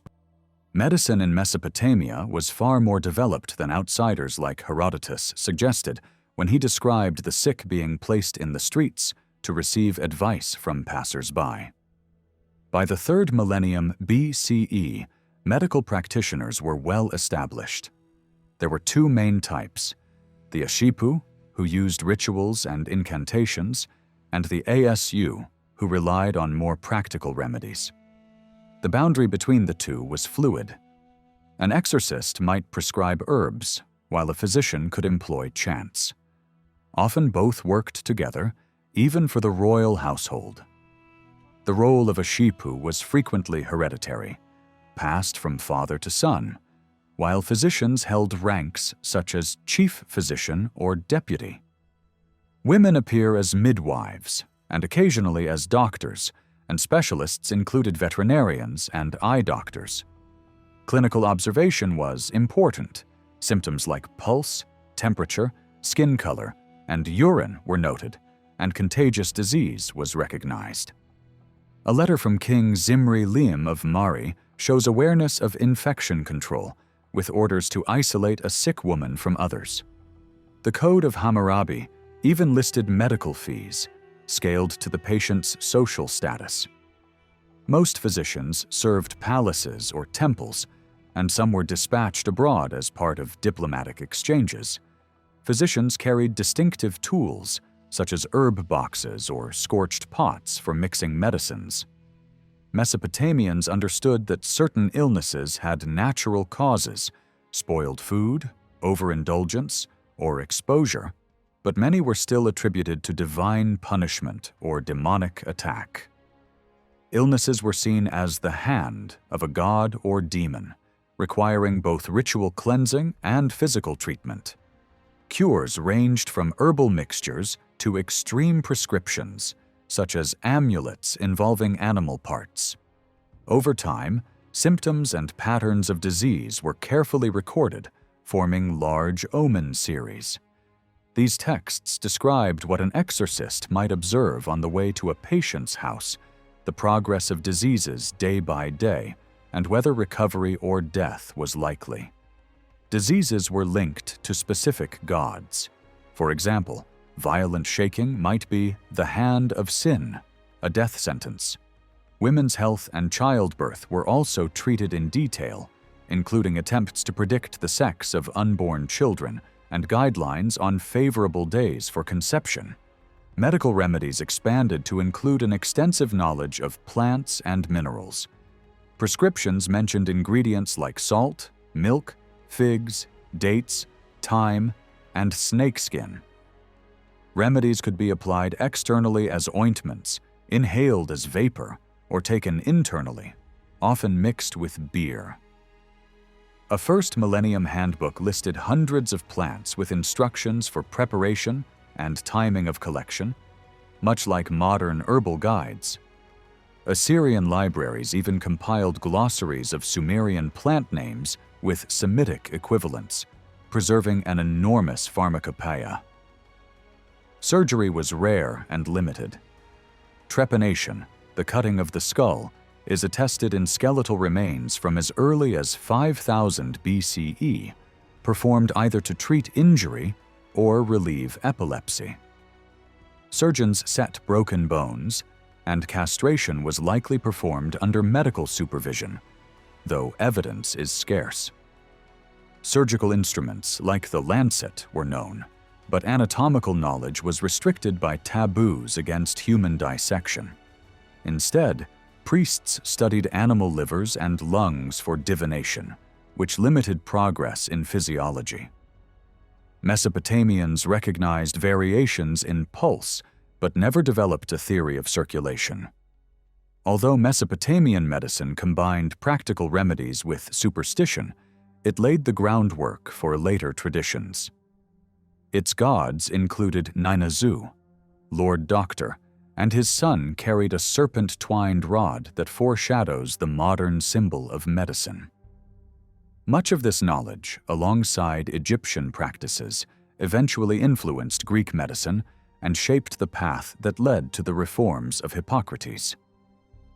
Despite its achievements, Mesopotamian medicine remained bound to ritual and religion, with punishments for surgical failure as harsh as mutilation or death, reflecting both its importance and its limitations. Babylonia outpaced its neighbors in astronomy and mathematics, meticulously tracking the motions and positions of celestial bodies and marrying those observations to numerical methods, what we now call mathematical astronomy. By the 7th century BC, careful sky-watching fed into a more accurate calendar. Mesopotamia used a lunar system throughout its history.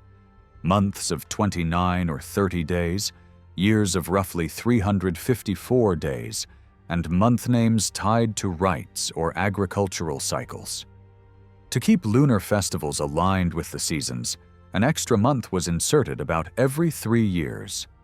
By the 8th century BCE, they had formalized a cycle of 7 intercalations every 19 years, an elegant solution later known as the Metonic cycle, which underpins later Jewish and Christian liturgical calendars. Myth and practice agreed that the moon ruled the calendar. The Sumerians even cast the moon as the sun's father. And equinox to equinox, half-years shaped ritual timing alongside the seasonal turn toward summer, around March, and winter, around September. Timekeeping likewise blended traditions.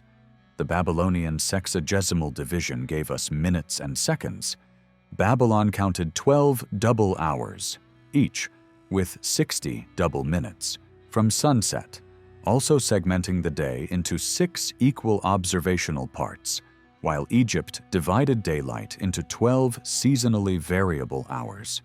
Hellenistic scholars later settled on 24 equal hours for the full day. The earliest preserved sky records are the Venus tablets, attributed to King Ammi-Saduqa. Though imperfect, low horizons and dust hazes muddied sightings, they are still valuable for fixing chronology.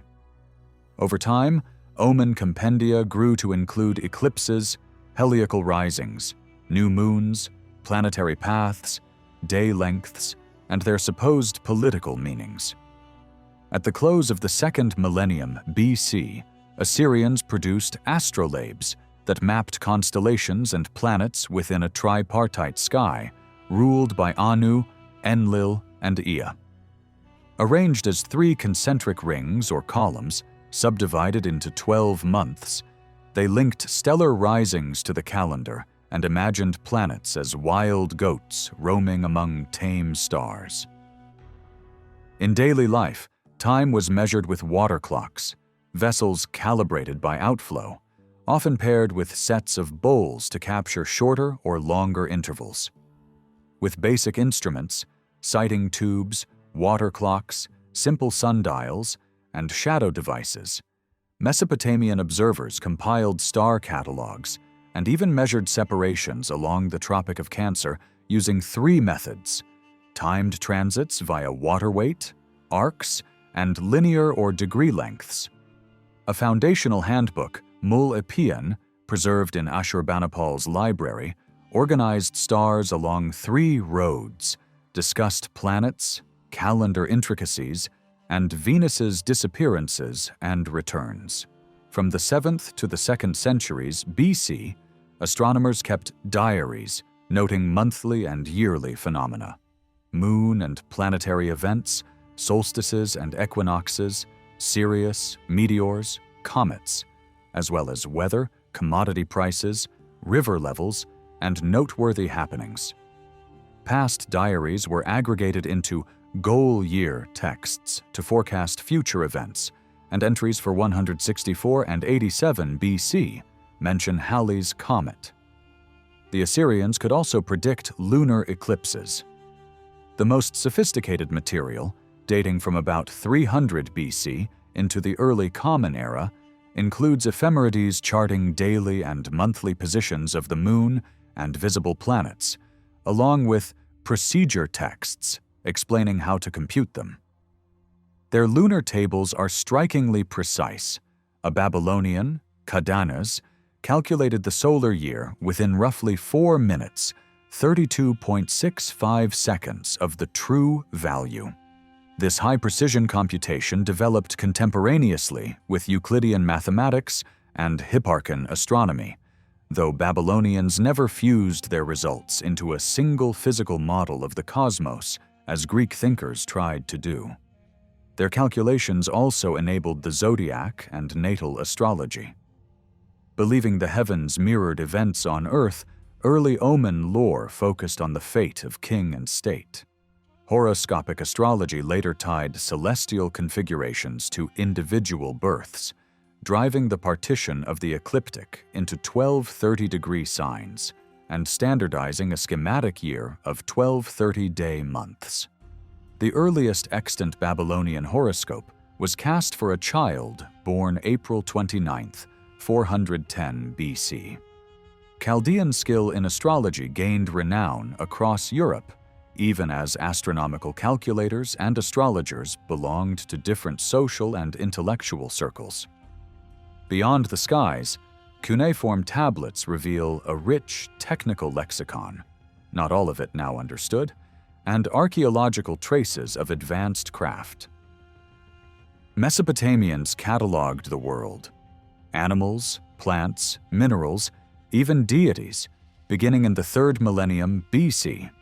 By the 2nd, some lists became canonical. A vast series nicknamed from its opening line, interest obligations, attempted a comprehensive survey of known things, edible and artificial, real and mythical, though organization could be quirky. First millennium glosses then bridged Sumerian and Akkadian.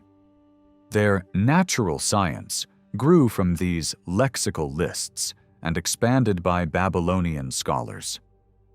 Classifications don't map neatly to ours. Land animals might include insects and worms. Human and animal body parts could be grouped together. Remedies drew on animal, plant, and mineral sources.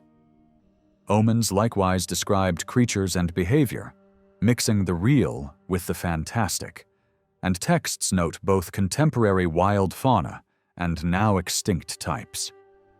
Literature preserves bird identifications and even onomatopoetic calls, and a market list from Larsa around 2000 BC names 18 kinds of edible fish. Royal inscriptions add another window. Ashurnasirpal II boasts of capturing live oxen, elephants, lions, ostriches, monkeys, wild asses, gazelles, deer, bears, and panthers for display at Nimrud. Sennacherib later landscaped a game park around Nineveh, where cane thickets flourished, birds nested, and wild swine and forest beasts bred. Early zoo and safari spaces curated by kings, turning the empire's reach into living encyclopedias.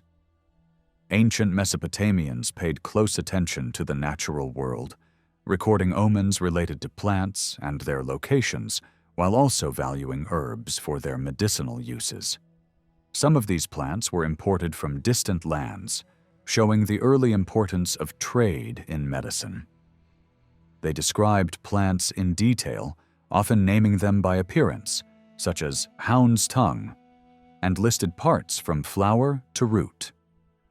Curiosity about exotic species also inspired rulers to bring rare plants home, leading to the creation of some of the earliest botanical gardens. Tiglath-Pileser I boasted of transplanting unusual fruits into Assyrian orchards, and Sennacherib introduced cotton to the region. Merodach-Baladan II even organized his gardens systematically, arranging plots based on the plant's uses. Minerals and stones held equal significance. Mesopotamians were familiar with a wide range of gems and semi-precious stones, including lapis lazuli, jasper, carnelian, agate, and rock crystal. These materials were prized for seals, jewelry, and ritual purposes. Lapis lazuli, imported from the East, consistently topped lists of magical stones. Emeralds appeared only rarely and in later times. Knowledge of land surveying was also well developed, especially in connection with taxation. Officials measured fields using ropes, rods, and pegs, which were both practical tools and later gained ceremonial importance. Early surveys from around 2800 BC relied on pegs and ropes to measure triangles, trapezoids, and rectangles, with later plans providing more precise measurements as private land ownership increased. Map-making was another skill the Babylonians advanced. They drew field plans, estate layouts, and building ground plans, but also extended their maps to cover larger districts and even entire cities. The famous Mappa Mundi illustrates their cosmological view of the Earth as a circular disk encircled by the cosmic ocean, with Babylon at its center. Rivers, canals, cities, and regions were shown with geometric forms, while canals were depicted with parallel lines filled with wave patterns to signify water. Though scale and orientation were often ignored, these maps were practical tools for surveying, taxation, construction, trade, and even litigation. Some city maps, like that of Nippur, were so precise they compared favorably with modern excavation drawings. Travel and geography were also carefully documented. Itineraries from the second millennium. BC list routes, distances, and travel times between towns, often describing daily journeys of about 25 to 30 kilometers. Notes sometimes explained delays, such as a broken chariot or troops resting. Survey lists and geographical registers recorded provinces, towns, rivers, and mountains, though not always in their true order. Foreign places such as Arata, Magan, Meluha, and Dilmun appear frequently in myths and records. Arata, probably in northwestern Iran, was famed for its metals and skilled craftsmen. Magan, associated with Oman, supplied copper and stone, while Meluha, likely the Indus Valley, was described as a rich land of black-skinned people, abundant animals, and valuable stones. Dilmun, often imagined as a paradise, was also noted for its role in trade, providing wood and other goods. Through both trade and storytelling, the Mesopotamians built a wide-ranging knowledge of geography. They knew of lands stretching north to Anatolia and the Caucasus, east toward India, south to Egypt, and west to the Mediterranean, Cyprus, and Crete. This blend of practical surveying, mapping, and recorded experience shows how they organized, measured, and imagined the world around them, placing themselves and their capital cities at its center. The great cities of Mesopotamia were expansive, often covering more than 100 acres, and densely inhabited. They functioned not only as political capitals, but also as centers of trade, administration, and religious life. A city differed from a city-state in that it was defined by its complex economy, urban loyalty, and strong defensive walls, whereas a city-state encompassed larger administrative territories that could include several cities. The structure of a typical Sumerian city, and later Mesopotamian cities, consisted of three main parts: the walled city containing temples, palaces, and homes, the surrounding outer city, or suburbs with farmland, gardens, and livestock, and the wharf, which doubled as a commercial hub where foreign traders also conducted business. Geographical differences shaped urban development. In the south, the land was divided by canals for intensive agriculture, while the marshes provided reeds, fish, and birds. In contrast, northern cities were built on higher ground with upper and lower districts, and farmland there was more evenly valued with urban property. Southern sites, eroded by wind, often left ancient kilns and canal systems visible on the surface, while northern sites were marked by water damage and vegetation.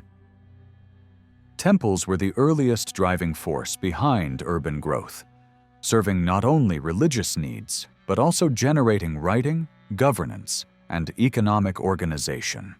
By 3500 BC, temples stood on raised platforms, dominating the landscape. Around 2800 BC, conflict over territory led to the construction of massive fortifications, while political and military leadership gave rise to palaces. From then on, Mesopotamian cities had two centers of authority: temples for religion and economy, and palaces for politics and war. Residential districts were crowded and diverse, with workshops, shrines, and homes of both elites and commoners standing side by side. Archaeology reveals that wealthy households sometimes had lavatories, while peasants lived in simple mud brick huts, a tradition that endured into modern times. The city of Mashkan Shapir, capital of the kingdom of Larsa in the 18th century BC, provides one of the clearest pictures of urban layout. Streets wound like a maze, built on uneven ground where houses had been repeatedly rebuilt.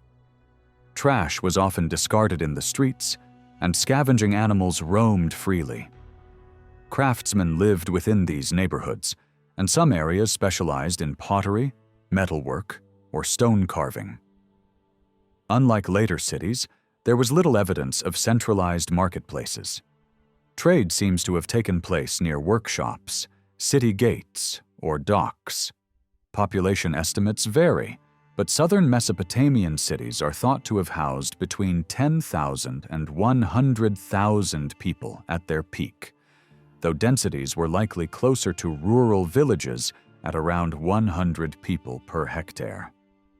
Populations rose and fell depending on political power and economic strength. With the Neo-Assyrian Empire came a new style of urbanism, where palace and temple complexes were built together on fortified citadels raised high above the city. Ordinary citizens were excluded from these inner cities, creating an elite core reminiscent of later centers like the Kremlin in Moscow or the Forbidden City in Beijing. At Nineveh, Sennacherib expanded his capital into the largest city of the ancient Middle East, covering over 700 hectares, with gardens, plazas, a zoological park, and irrigated landscapes. His palace and armory sat on separate mounds divided by the Kosur River, while canals and artificial swamps supported both agriculture and wildlife. Babylon under Nebuchadnezzar II rivaled Nineveh in grandeur. Known for its massive ziggurat, the fabled hanging gardens, and its imposing city walls, Babylon was described by Herodotus as a vast square city bisected by the Euphrates River. Its walls, wide enough for a chariot to turn, and its ceremonial Ishtar gate with blue glazed bricks decorated with bulls and dragons, symbolized the city's splendor. Nebuchadnezzar's palace contained grand courtyards, apartments, and reception halls, while the nearby Temple of Marduk housed a golden statue of the god. Babylon stood as both a political capital and one of the wonders of the ancient world, representing the height of Mesopotamian urban achievement.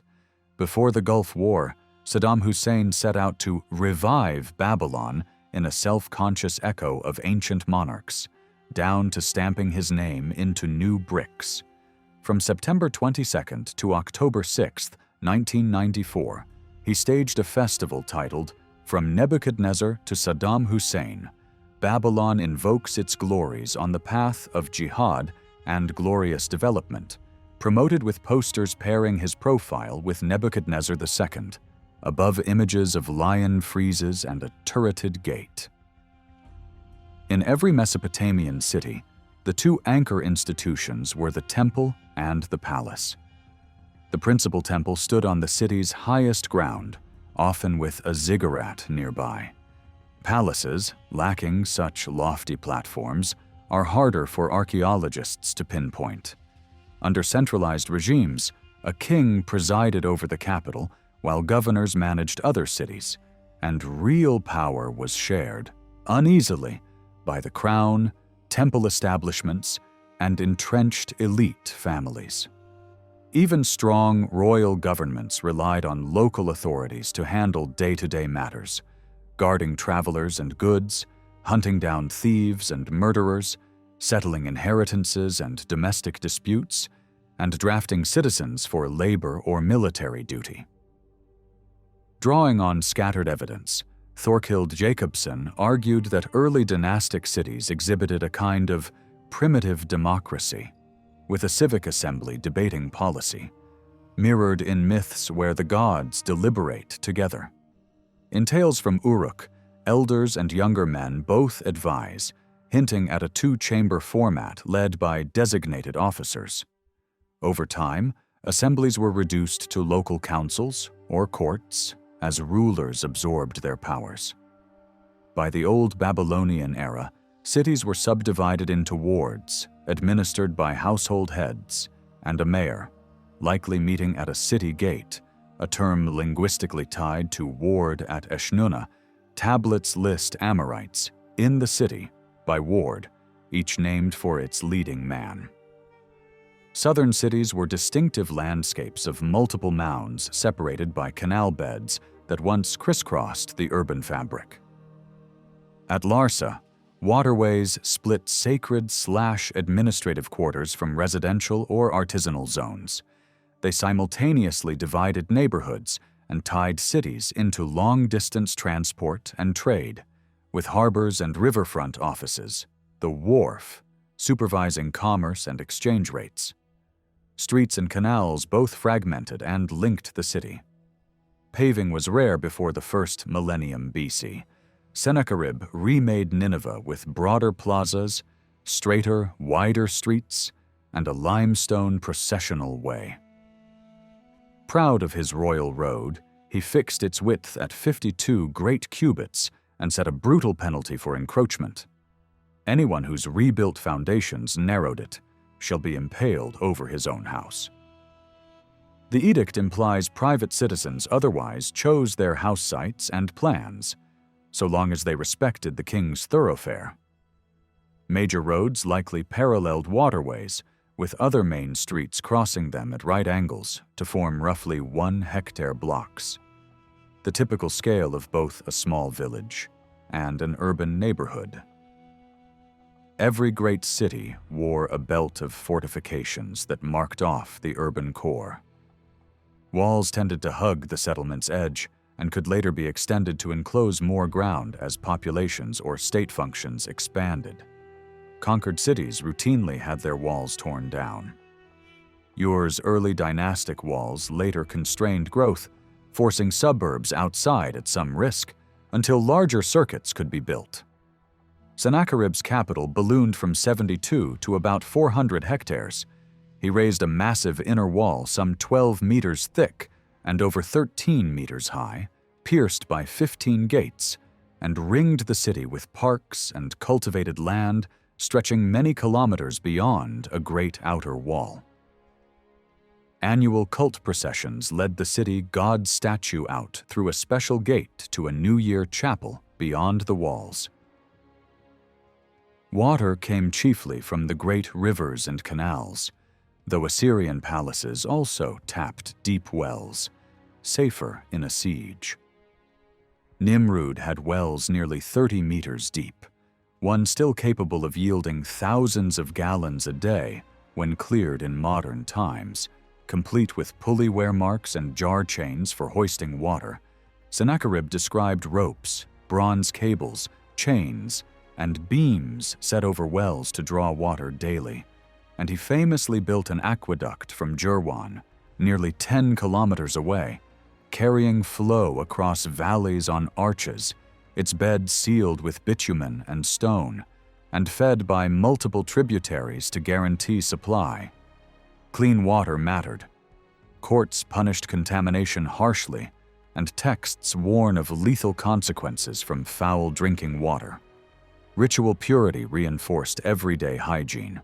Waste management shaped urban health. From the 3rd millennium BC, elite homes and palaces could have indoor lavatories, brick floors sealed with bitumen, drains with stone plugs, and terracotta pipes leading to street sewers, with manholes for cleaning. Most households, however, lacked bathrooms. The poor relieved themselves in orchards and fields inside or outside the walls. In Mesopotamia's heat, exposed waste dried quickly, limiting risk unless it fouled water sources. In palaces, even throne rooms might have adjoining bathrooms. Rubbish typically went into streets and open lots, often with ash layers hinting at burning. No municipal collection existed. Pigs and dogs roamed as informal sanitation crews, ubiquitous from back alleys to, among the Hittites, palace precincts, barred only from places preparing food for king or god. Those same animals, and rats drawn to trash, carried their own hazards, trichinella in pork if undercooked, fleas on rodents spreading plague, underscoring both the ingenuity and the limits of ancient urban sanitation. The city acted as both a political hub and a protective stronghold for the nearby villages. Cuneiform texts do not mention conflicts between urban dwellers and rural populations, suggesting a close connection since city residents often owned farms and estates in the countryside. In the Old Babylonian period, villages managed their own territories, whether they were independent or subject to larger powers. The laws of Hammurabi made communities collectively responsible for crimes committed within their borders. If a thief was not captured, the city and its governor had to compensate the victim for his loss. Leadership rested with village elders and the mayor, who organized water rights, crop rotations, and other agricultural matters. Letters from the period even record villages assigning land to soldiers who had no heirs, showing how communal decisions shaped property distribution. Nomads, in contrast, moved with their herds through regions unsuitable for farming, never straying more than a day's journey from a water source. They often had seasonal bases, such as Jebel Bishri, used by both Amorites and Aramaeans.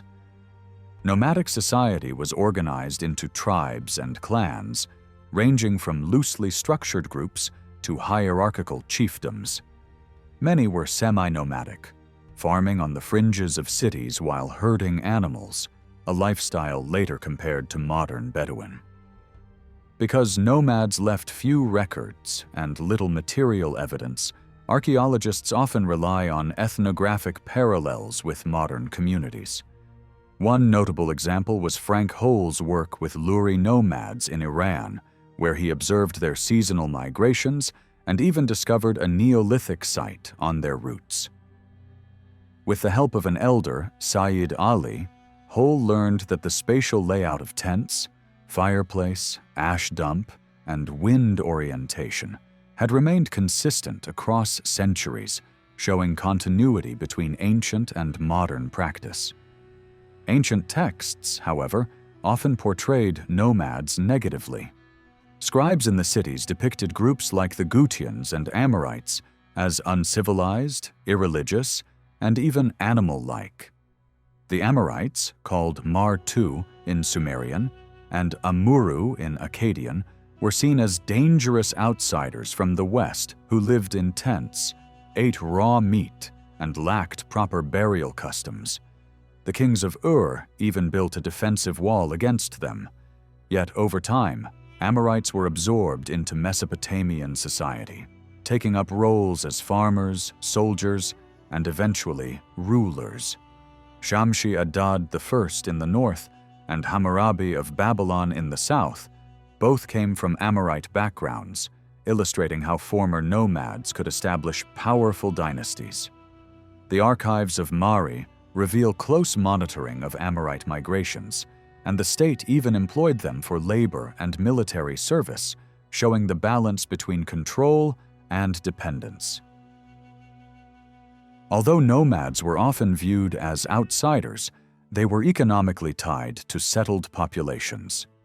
They provided herding expertise, grazing animals on fallow fields while enriching the soil with dung, worked as farmhands, soldiers, and caravan drivers, and traded animals and goods.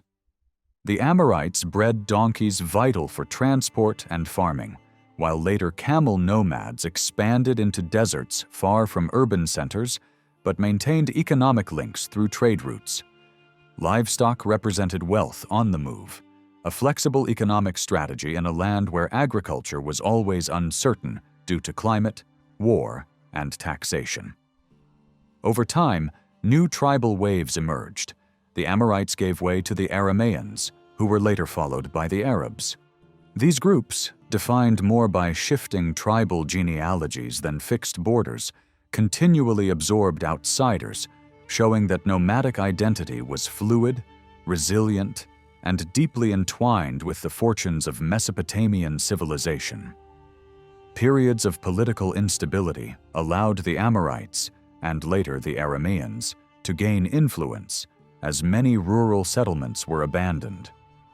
Nomads had the advantage of mobility, and the domestication of horses as early as the 3rd millennium BCE gave them a significant edge in raiding established communities.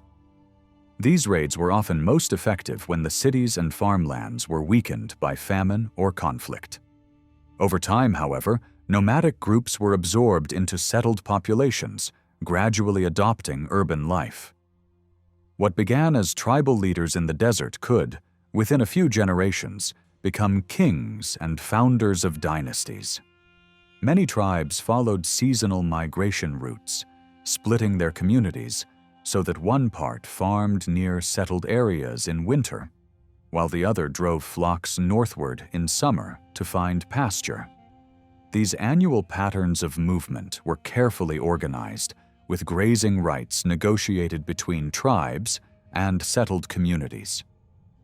The Aramaeans first appear in Assyrian records during the reign of Tiglath-Pileser I in the 12th century BC, when they were described as troublesome nomads, raiding during periods of famine and hardship.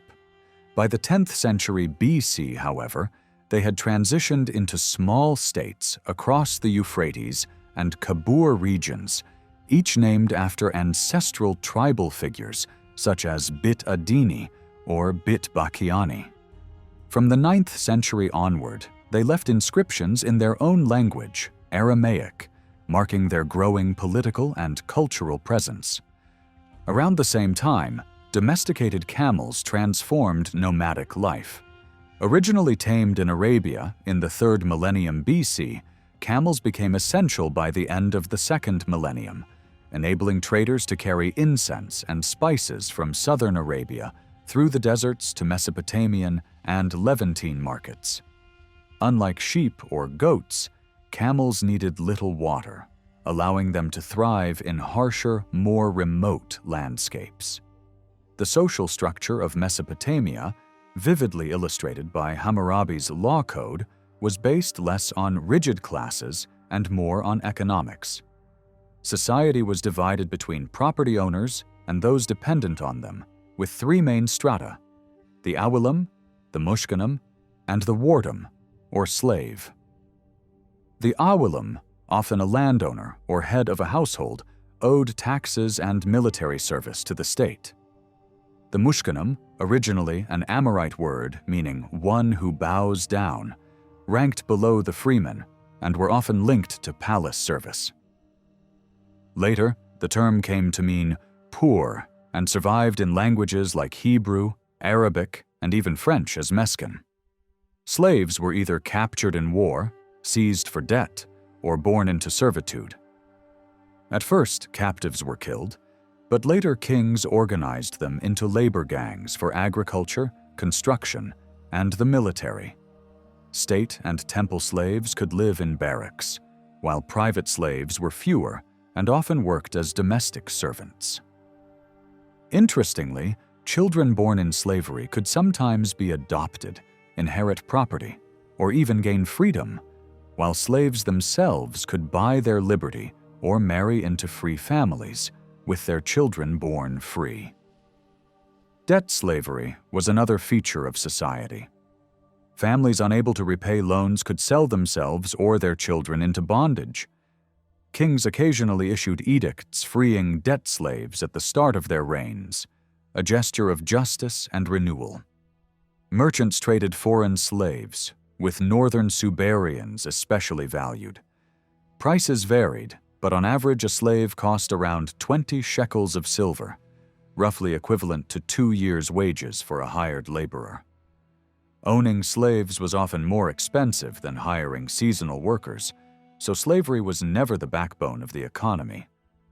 Still, runaway slaves were harshly punished, branded or marked, and laws imposed strict penalties for stealing palace slaves.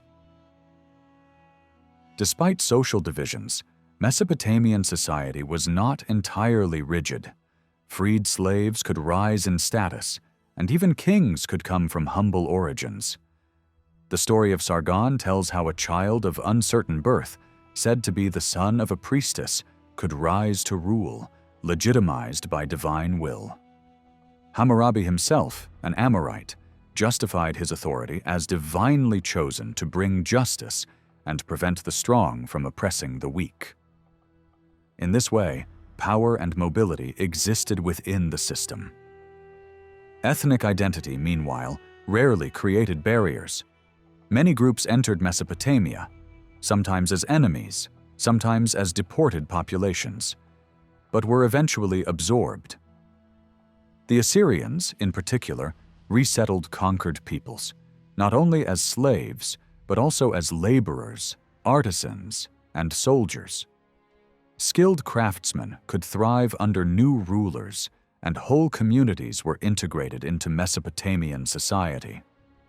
The Aramaeans, the largest of these resettled groups, were especially significant, and their assimilation eventually made their language and culture dominant across the Near East. Homes in ancient Mesopotamia were made from the same practical materials still common in Iraq. Sun-dried mud brick and plaster for the walls, mud and poplar for the roofs, and wood for doors and frames, everything sourced locally. In the southern heat, the point was shade and coolness during the long, scorching days from May through September. Bricks were molded from clay, mixed with chopped straw, and left to cure in the sun, especially in the early summer brick month. Kiln-fired bricks were sturdier but costly, so they were reserved for high-status buildings. In Old Babylonian times, the lower courses of walls were often lined with fired brick, bitumen, or lime plaster to resist rising damp. Because sun-dried walls could fail, building law was strict.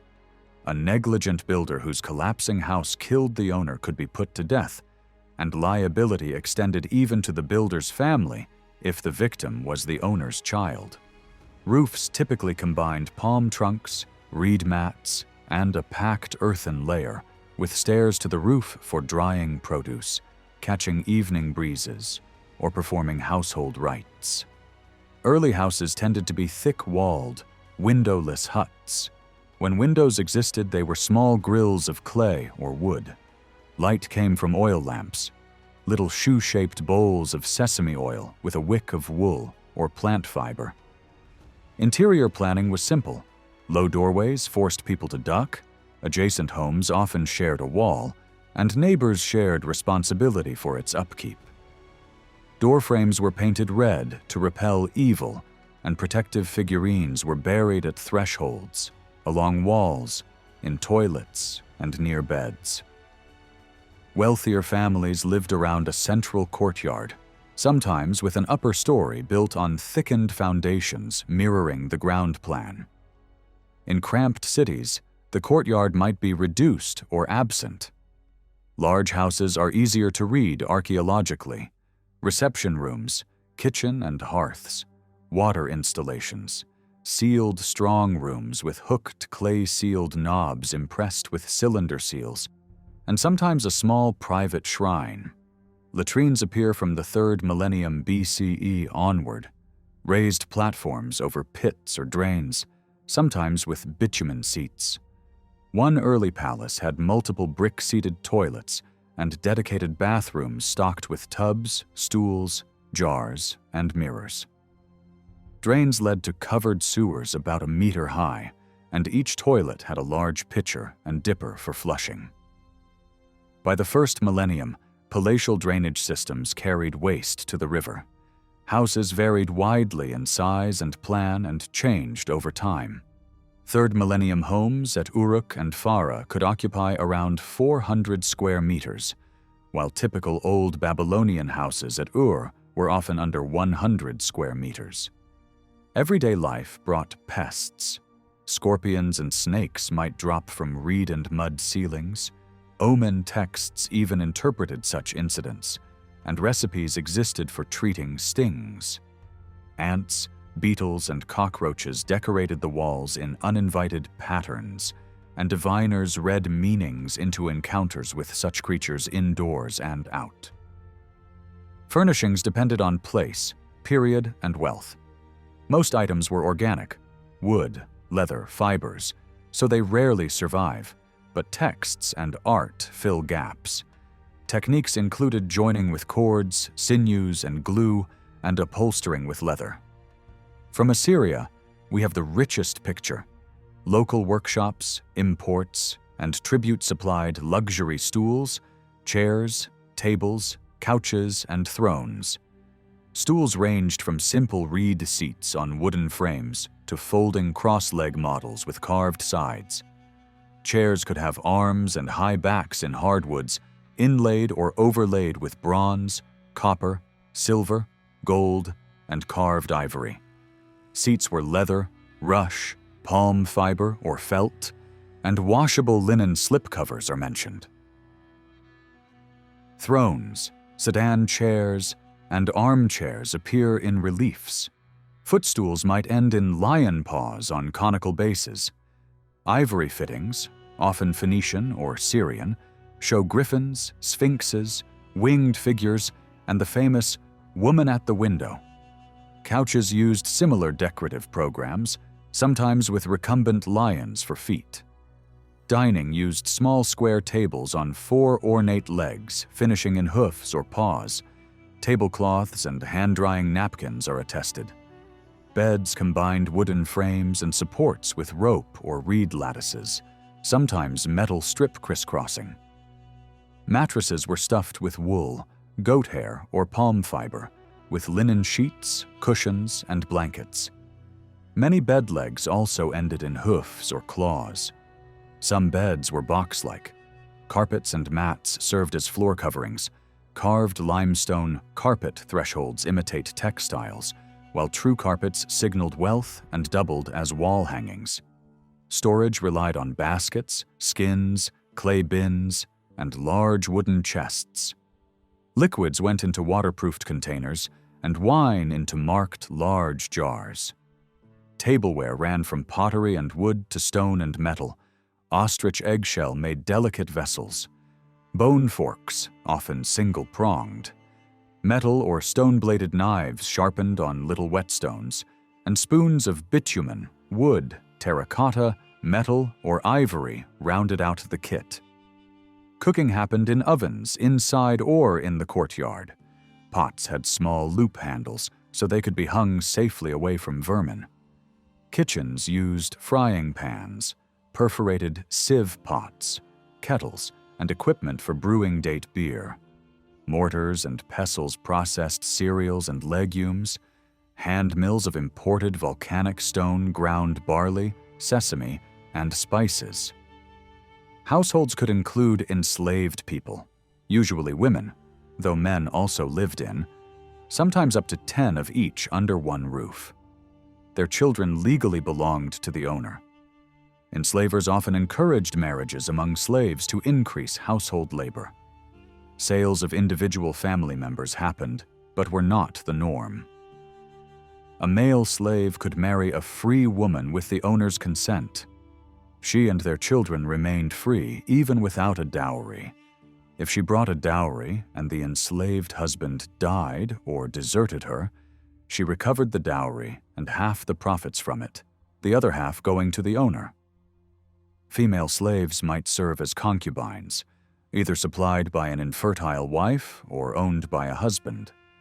Bearing children did not change the mother's status during the owner's life, but she and her children were manumitted after his death. If a married woman bought a slave as both servant and husband's concubine, the woman retained ownership of the slave. The law allowed, though did not require, the children from that union to inherit. Family life centered on the house. A man was expected to build a house, meaning marry and establish a family. Monogamy was standard, but infertility could lead to a second wife, a concubine, or adoption. Of the children born, perhaps 2 to 4 typically survived early childhood, though birth numbers are unknown. Extended households commonly included unmarried sisters, widowed mothers, and younger brothers, the father's house, with kin addressing one another as brother or my own flesh. Authority was patriarchal. The father ruled until death, and the law protected his prerogatives sharply. Striking one's father could cost a son his hand. A debtor father could pledge family members or slaves to satisfy obligations, with the option, but not the duty, to redeem them later. If he died leaving minors, the eldest son took charge of the estate. If necessary, the mother could be vested with fatherhood, acting as head of the family until the children came of age. An Assyrian census from the 1st millennium BC lists household after household in the Haran district, naming the farmer, his immediate family, and the property they held, land under cultivation, orchards, and livestock. A typical entry reads much like a ledger. Adad Dura, farmer, Nashukdilini, his teenage son. 1 woman, total 3 persons, 30 land units, 1 orchard, 1 cow, all forming the estate of Arizu under Haran's administration. Read as a whole, the register implies that village families were generally monogamous. It notes sons still at home as adolescents, and daughters described as of marriageable age. Taken at face value, the average of 1.43 children per household seems too low to sustain population, which likely reflects counting gaps. Daughters married out, adult sons absent on military or state duty, and similar situations.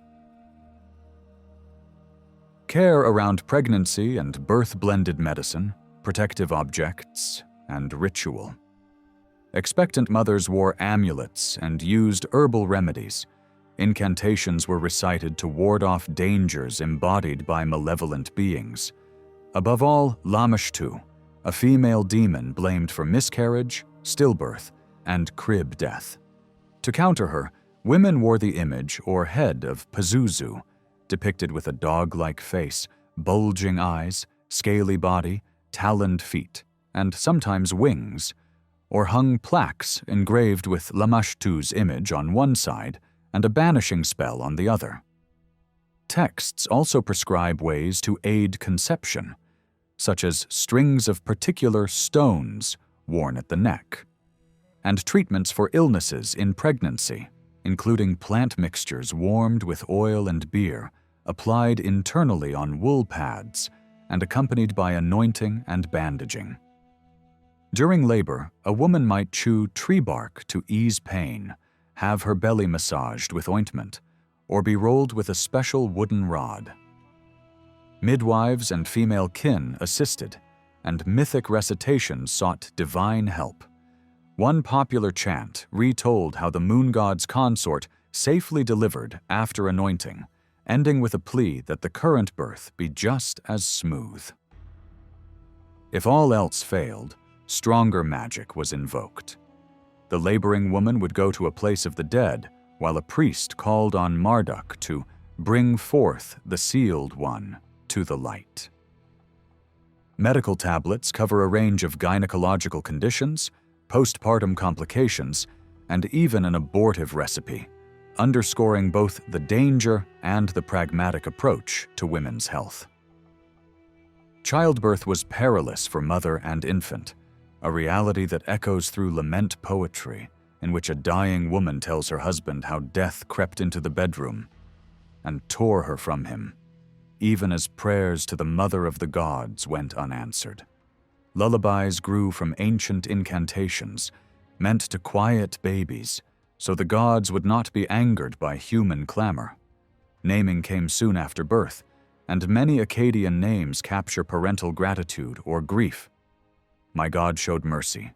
Sin heard my prayer, or, in the case of Sennacherib, sin has replaced a brother, a royal nod to the ever-present risk of infant loss.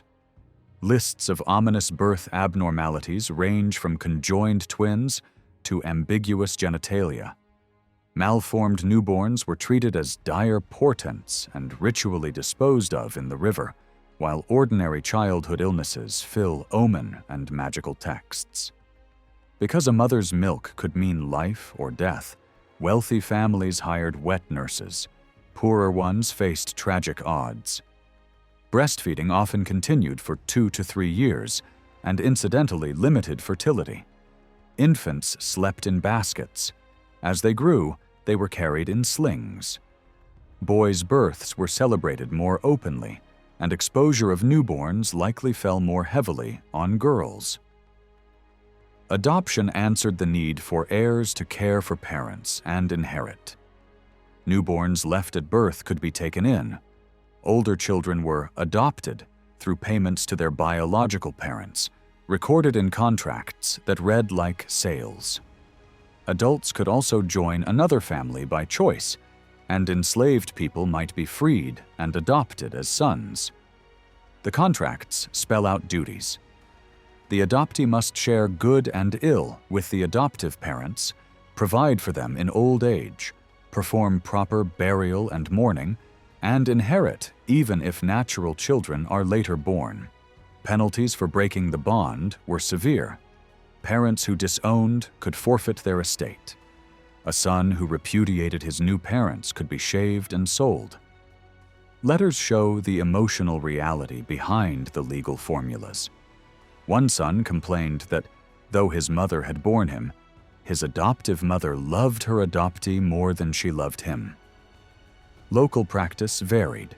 At Nutsi, buyers were adopted first so inalienable land could pass to them. In Elam, brother or sister adoption structured status, and even single women could adopt daughters who remained free and owed care to their adoptive mother. Marriage, while legally framed, was also felt deeply. Love, jealousy, despair, and attempts to win back a partner surface in prayers and love magic promising to soften a lover's heart.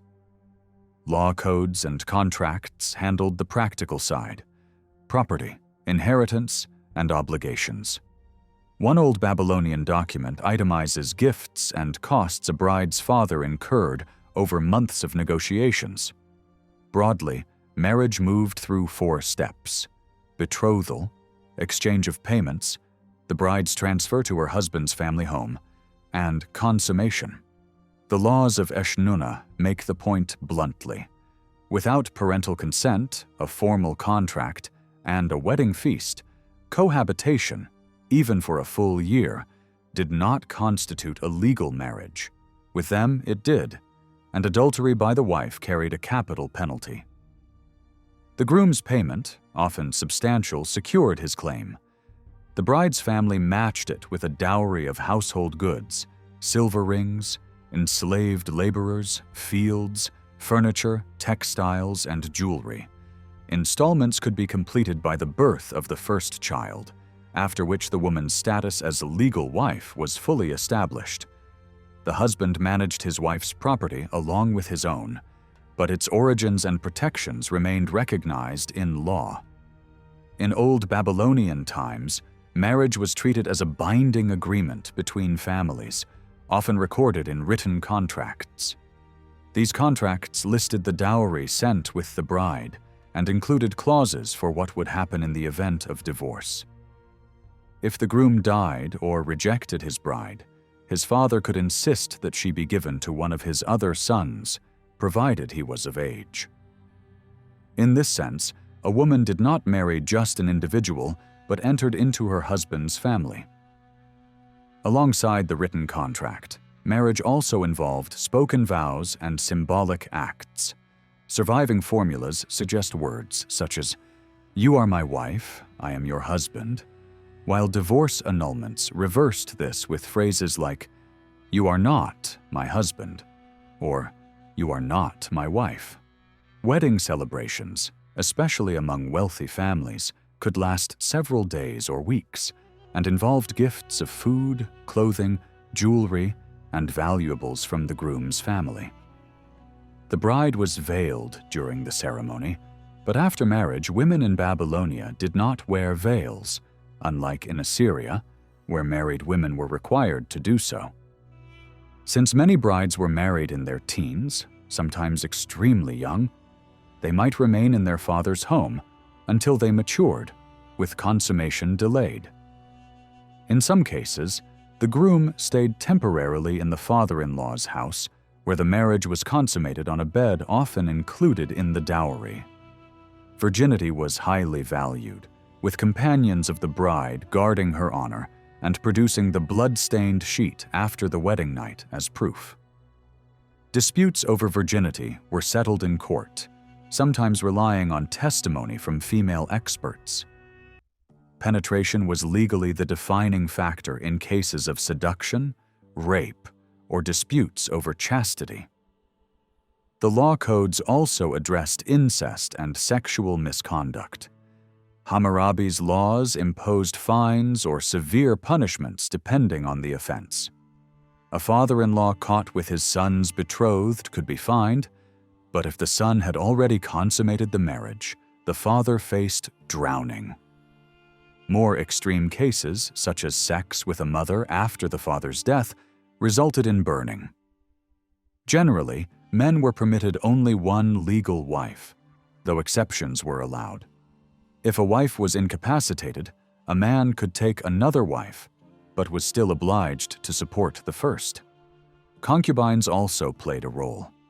In Assyria, a man could elevate a concubine to wife by veiling her before witnesses, though her status remained secondary.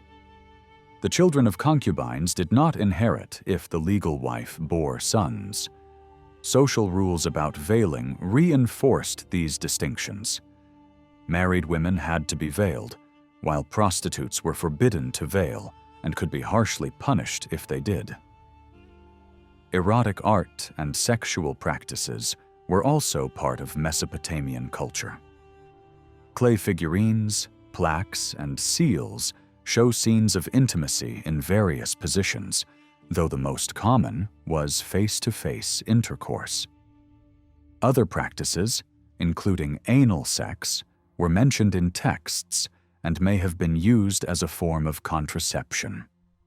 Some priestesses were noted for avoiding pregnancy through such means or through herbal remedies.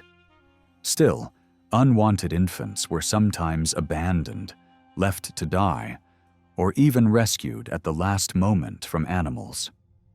Prostitution was linked to taverns, where alewives ran establishments that offered drink, music, and sex, often under the patronage of Ishtar, goddess of love. Erotic plaques often decorated these spaces, and love poetry flourished as well. These poems celebrated passion, desire, and beauty in vivid sensory language, filled with imagery of gardens, fruit, and precious materials. Menstruation was treated as a state of impurity. Women were excused from work, and anyone touching them was also considered unclean. Male sexual dysfunctions like impotence were treated with rituals and remedies, though premature ejaculation was not addressed directly. Homosexual activity was acknowledged from early times. In Babylonia, it was tolerated without condemnation, though male prostitutes were mocked. In contrast, Assyrian law in the Middle Assyrian period punished homosexuality harshly, prescribing public sodomy of the accused and castration.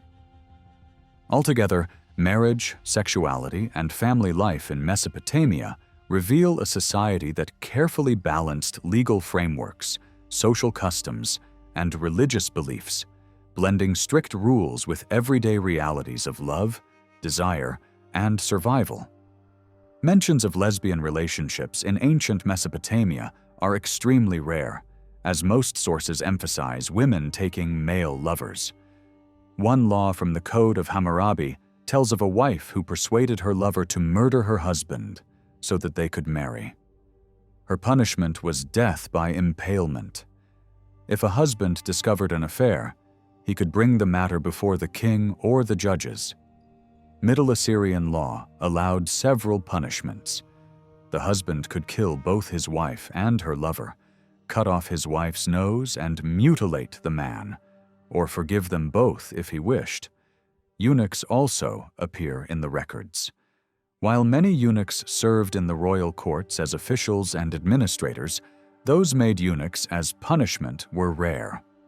Some men were naturally eunuchs, likely due to medical conditions, and some may have worked as male prostitutes. Sexuality had a religious dimension. Certain temples were associated with sacred prostitution, involving male, female, and even neuter prostitutes. This practice is more often noted in Babylonia than in Assyria. Some priests of Ishtar engaged in same-sex relations, practiced ritual dancing, and wore women's garments. A cultural concern about prostitutes and homosexuals was not simply moral, but practical. they did not produce children, and prostitutes appear to have known methods of preventing pregnancy. Divorce was largely initiated by men. A husband could dismiss his wife, but he was expected to return her property and sometimes pay compensation. The act was symbolized by cutting the hem of the wife's robe, reversing the knot tied when she first married. Divorce carried social stigma and was usually reserved for serious reasons such as adultery or childlessness. Marriage contracts often forbade wives from divorcing their husbands, threatening them with punishments like drowning, being thrown from a tower, or impalement if they attempted to leave. In some cases, women who asked for divorce could be cast out with nothing. The presence or absence of sons influenced how divorce played out. If a woman had no male children, her husband's family cared little about her fate. Yet, in some Babylonian and Assyrian agreements, both spouses could dissolve the marriage by paying the same fine, suggesting that wealth or status sometimes granted women more equality. Since marriage was seen as a contract between families aimed at producing sons, infertility was handled through other arrangements. A barren wife could provide her husband with a slave girl as a surrogate, and the children she bore were legally considered the wife's. Alternatively, a wife could adopt another woman as her sister and allow her to marry the husband, ensuring heirs. Priestesses faced similar restrictions. Although they could marry, they could not have intercourse with their husbands, and so they too could appoint surrogates. In Assyria, if a man abandoned his wife and she was left without support or sons, she was allowed to remarry after 5 years. If her first husband later returned, he could not take her back, though he might reclaim his children. If he had been gone against his will, such as through captivity, he could return to reclaim his wife, but was expected to compensate the second husband. Death and the afterlife were deeply woven into Mesopotamian thought. Funerary texts, myths, and rituals reveal their views of mortality and the world of the dead. In epic tales like Gilgamesh and Atrahasis, death was a creation of the gods, meant to balance human overpopulation. Though feared, death was accepted as unavoidable, and people avoided speaking of it directly, using euphemisms like going to one's fate or joining one's forefathers. The soul or spirit was believed to descend to the underworld after proper burial.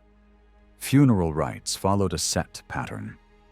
The dying person was placed on a special bed, and a chair beside it symbolized a seat for the soul. After death, the body was washed, anointed, clothed, and buried with personal belongings according to the family's means. The poor were wrapped in mats, while the wealthy were laid in sarcophagi beneath houses or palaces. Funerals often included public viewing, and officials involved in burial were compensated with parts of the deceased's belongings. Mourning rituals could last up to 7 days, with relatives and professional mourners wailing and singing laments. Kings and prominent figures received especially elaborate ceremonies, including ritual songs like those in the Epic of Gilgamesh. Expressions of grief included tearing garments, wearing sackcloth, neglecting personal grooming, and fasting. Women in particular tore their hair and scratched their faces and chests. Once the official mourning ended, purification rites marked a return to normal life. Regular offerings were essential to care for the dead. The eldest son bore responsibility for providing food and drink to his ancestors, including bread, beer, broth, oil, and sometimes meat. Royal families extended this practice to all ancestors, while ordinary families honored those they had known personally. Neglected spirits were considered dangerous, while well-fed ghosts could intervene to protect their descendants. Altogether, Mesopotamian society tied together law, family, religion, and ritual in its handling of sexuality, marriage, divorce, and death. These practices reveal a world that sought both order and continuity, preserving family lines, maintaining social stability, and ensuring that even in death, the connection between the living and the dead remained unbroken. Several times a year, the dead were believed to visit the living for a short spell. At the close of Ishtar's descent, Dumuzi is said to return during his summer festival, Duzu, roughly June-July, and there was a broader homecoming of the ancestors in Abu, July/August. Families offered food and drink to these guests, after which the spirits departed by boat along a river road back to the world below. While the gods could restrain population growth among the living, the community of the dead only grew. The underworld, called the Earth, Great Earth, or simply the Land of No Return, was reached in one tradition by crossing a demon-haunted steppe, the Kubur River, and 7 gates with 7 keepers. In another, by water, down a terrestrial river across the freshwater abyss, and into the lower realm ruled by Ereshkigal. The place is often pictured as dim and dusty. Entrants eat dust and clay, yet not wholly joyless. The sun god Shamash shines there on his nightly circuit, and the dead dine on bread and clear water, organized under a bureaucracy mirroring that of the living. On arrival, the Anunnaki instruct newcomers and assign them their station. A female scribe checks their names against a ledger to prevent unauthorized visitors. 2 other courts are mentioned as well, one under Gilgamesh and one overseen by Shamash, whose daily rounds gave him standing in both worlds. There was no final moral judgment of the sort familiar from later traditions. Good and bad deeds did not determine status below. The harshest penalty for wrongdoing was exclusion, restless, sleepless wandering without offerings. Outsiders could enter. Even lepers were admitted, though kept apart. Infant burials remind us of the hazards of birth. Jars beneath house floors sometimes held the very young, and one Nusi jar was shaped like a breast, a stark symbol of grief. Many pregnancies failed through complications or congenital anomalies, yet enough children survived for populations to grow from the 4th millennium BC onward. A rough late rubric sets human ages in stages: 40 as prime, 50 a short time, 60 manhood, 70 a long time, 80 old age, 90 extreme old age, with an ideal cap at 120. Some truly did reach advanced age, long-reigning kings like Shulgi, Hammurabi, and Assurbanipal, and Nabonidus's mother who claimed 104. Archives show many living to 70 or more. Adult male deaths were frequently tied to war, combat, captivity, exposure, or starvation in sieges, where disease raged and cannibalism is mentioned in extremis. Floods, droughts, famine, and locust swarms struck whole regions. Several lethal infections were recognizable to ancient observers: tuberculosis, bubonic and pneumonic plague, louse-borne typhus, often following famine and filth, smallpox, likely emerging from cattle, and leprosy, rarer but chronic. Densely settled southern Mesopotamia was especially vulnerable to epidemics. The very word for plague meant certain death. Omens picture plague gods marching with armies. Cities and countries are recorded as stricken for years at a time. A Babylonian poem to Era was composed in the wake of such a calamity and hung on house walls as a safeguard. Letters from the Old Babylonian period speak of rites, avoiding crowds, and ritually cleansing cities after the gods' anger subsided. Viral diseases probably spilled from animals as urban density and close contact with livestock increased in the 2nd millennium BC, yielding human and animal strains. Inheritance rules varied by place, but a consistent theme favored the eldest son. He might take a double portion, a set premium, often at least a tenth, or first choice before others drew lots. Because houses frequently contained family tombs beneath the floors, the heir often took the residence along with ritual duties, offerings for the dead, to match. At Ur, rooms set aside as shrines clearly link home and ancestor cult. Elder heirs sometimes received the offering table explicitly. Elsewhere, estates were shared equally among brothers with a bonus to the eldest, or, in older Sumerian custom, left undivided under the firstborn's authority, who then maintained younger kin. Office holding could pass with the inheritance, temple posts at Nippur, for example. To preserve income, land was sometimes kept intact. Where division occurred, houses were physically split, doorways bricked up, new ones cut, and rooms measured by roofed floor space, with beams and doors itemized as valuable components. In southern Babylonia, primogeniture weighted shares. In other regions, brothers often divided evenly. Many old Babylonian sales of tiny house fractions were really paper transactions to compensate co-heirs for impractical microshares. Texts, architecture, and ethnography together reveal how families actually lived these rules out. Typical inheritance lists parcel land, dwellings, furniture, slaves, animals, and even ritual and military obligations, sealed by oaths not to reopen disputes. Daughters could inherit in some fringe zones, Nutsi, Imar, as legal sons, though not commonly in Babylonia or Assyria. Patrilineal principles extended to nephews. A deceased brother's sons kept his line in the division. Courts heard challenges to paternity when an heir was born posthumously.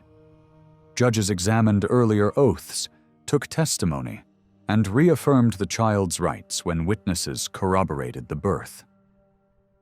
Witnesses swore that Sin Nada was cared for until delivery by her mother-in-law, a herdsman, the midwife, and a judge, and that the child, Ninurta Ra'im Zerim, was indeed Enlil-Bani's son. Such scenes hint that births of socially significant children were formally observed. Some tablets even preserve tiny footprints with a witness's seal as proof of paternity.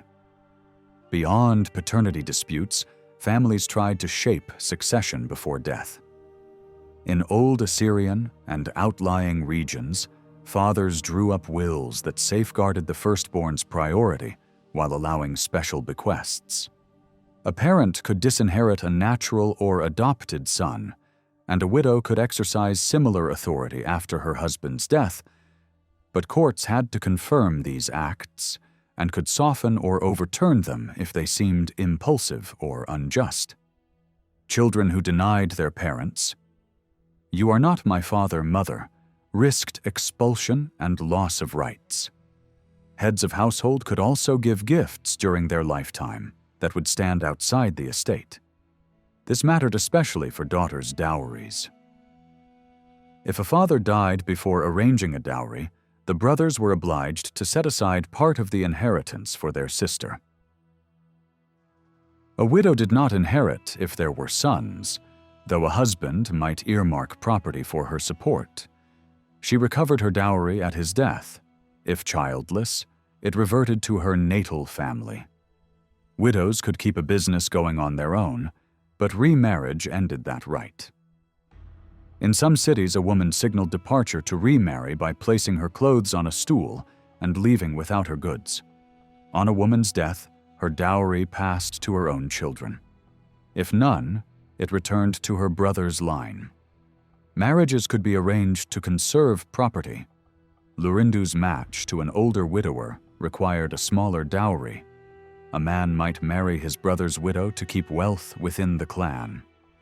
Priestess daughters were supported by brothers who managed their assets and inherited them at the priestess's death, although some priestesses adopted heirs or favored loyal slaves in their wills, sparking lawsuits. Earlier periods show extended families cultivating land jointly. Over time, division increased fragmentation.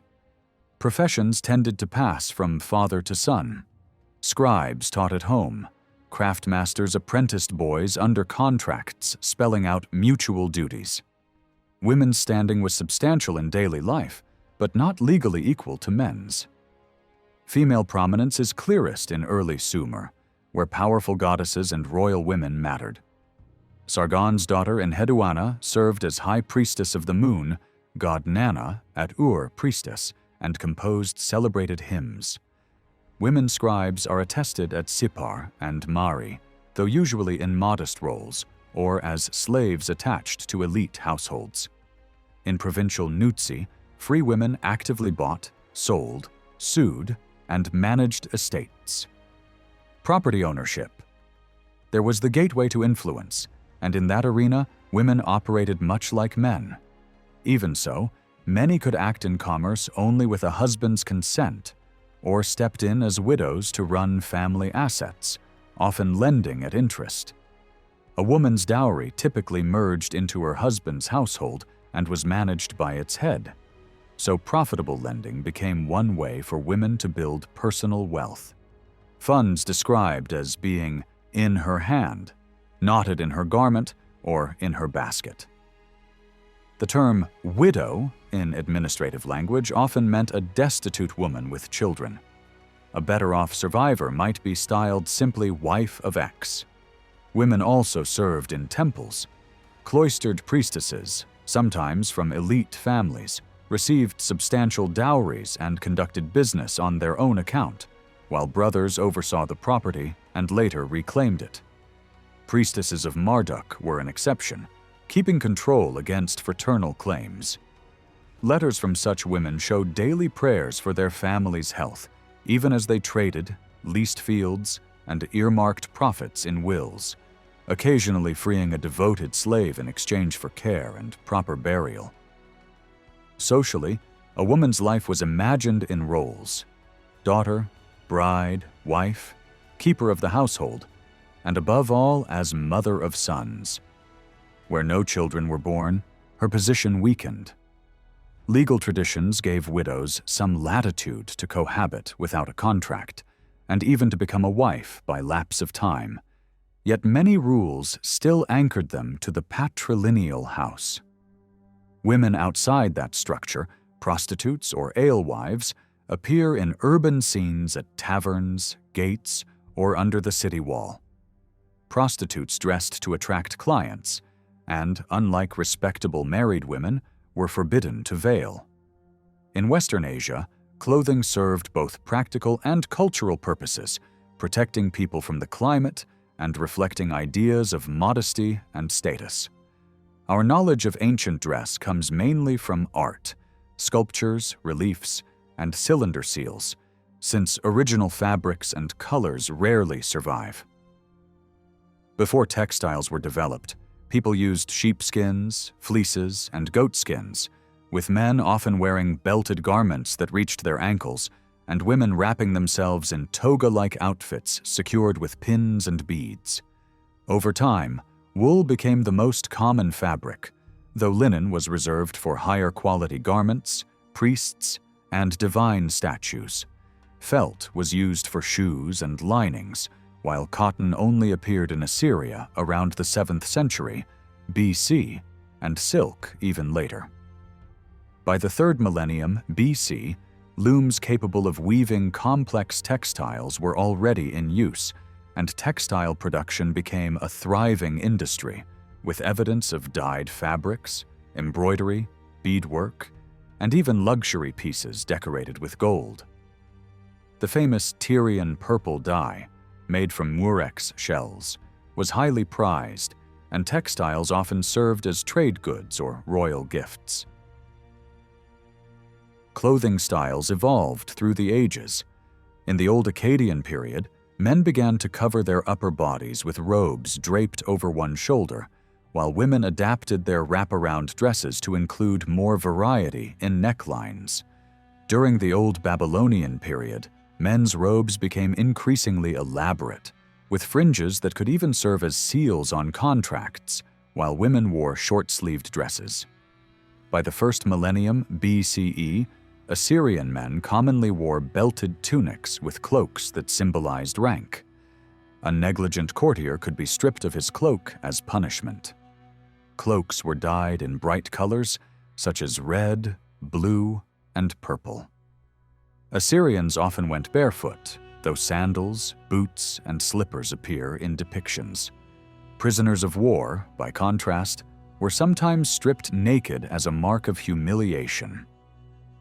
With the Persian conquest in 539 BCE, fashion shifted again, with trousers introduced into Western Asia. Hairstyles and headgear carried their own meanings. Women wore their hair long, elaborately plaited or tied in nets and ribbons, often decorated with gold or precious stones. Finds from the royal cemetery at Ur, dating to around 2600 BCE, show women with golden hairpieces, lapis lazuli beads, and ornate ribbons, while men sometimes styled their hair and beards in elaborate curls or waves, with kings and gods wearing distinctive headdresses. Assyrian art often depicted men with full beards, carefully groomed and curled at the ends, while slaves and priests were distinguished by simpler styles. Gray hair was treated with oils and incantations, showing the connection between grooming and ritual. Jewelry was widespread and worn by all: men, women, children, and even divine statues. Gold, silver, lapis lazuli, carnelian, and agate were common materials, crafted into necklaces, rings, pins, and crescent-shaped earrings. Jewelry was exchanged as gifts, included in dowries, passed down as inheritance, and sometimes taken as booty during campaigns. The most spectacular finds come from Ur, especially the tomb of Queen Puabi, whose burial included crowns, necklaces, and decorated pins of extraordinary craftsmanship. In Assyria, jewelry became more elaborate, with crowns, medallions, and protective amulets against the evil eye. Women often wore ankle bracelets, a tradition that still survives in parts of the Middle East. Cosmetics and perfumes also played a role in daily and ritual life. Excavations at Ur revealed pigment containers with colors ranging from white and red to green and black, used for eye and face makeup. Eye cosmetics, based on antimony paste, were applied with carved pins, and rouge was produced from mineral-based pigments.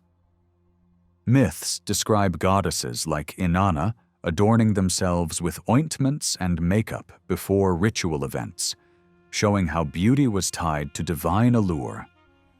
Aromatic oils and perfumes formed a thriving industry, with recipes recorded and even attributed to women. These scents were not only for cosmetics, but also for medicine, rituals, and magic, revealing the deep connection between appearance, belief, and everyday life in ancient Mesopotamia. The diet of Mesopotamian society was centered on barley, which was used to prepare both unleavened bread and beer. Grains were ground on hand millstones into flour of varying quality, then mixed with water, usually without leavening, to produce different breads. Millet, emmer wheat, rye, and, by the first millennium BCE, rice were also used. Breads were described by quality: white, black, ordinary, or first class.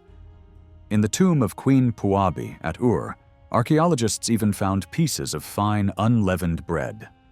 More luxurious breads were enriched with fats such as sesame oil, animal lard, mutton butter, or fish oil, sometimes flavored to mask spoilage. Other ingredients like honey, ghee, milk, fruit juice, dates, and cheeses were added to create cakes and breads suitable for royal tables. One text even recorded a palace recipe including butter, cheese, dates, raisins, and fine flour. Beer was another staple, brewed in many varieties. dark, light, sweet, bitter, fresh, or aged, though without hops. Women traditionally brewed it, and goddesses were associated with the craft. Beer was drunk communally from large vats using long straws fitted with filters. Rations for workers and officials often included generous daily allowances of beer, from a quart up to a gallon.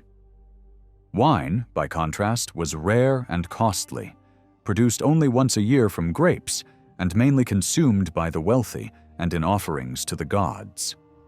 It was known as mountain beer or bright wine and named for its region of origin. By the Assyrian period, wine storage was on a much larger scale, with thousands of liters kept at palaces, though individual rations were still small. Grapes also provided juice, vinegar, and raisins. Milk from cows, goats, and sheep was also consumed, though it spoiled quickly in the southern heat. Dairy products such as clarified butter, yogurt, and several types of cheese, fresh, sharp, flavored, and white cheese for the king's table, were widely used. Meals often included hearty soups and stews, thickened with grains like barley flour or legumes, and flavored with onions, lentils, beans, honey, meat juices, and oils. Onions of various kinds, along with garlic, leeks, and shallots, were essential ingredients. Other vegetables included cucumbers, lettuce, cabbage, radishes, beets, and turnips, eaten raw or boiled. Fruits were plentiful.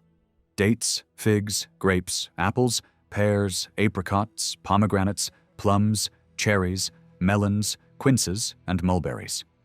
Dates were especially important, serving as both food and sweetener, often made into syrups or wines.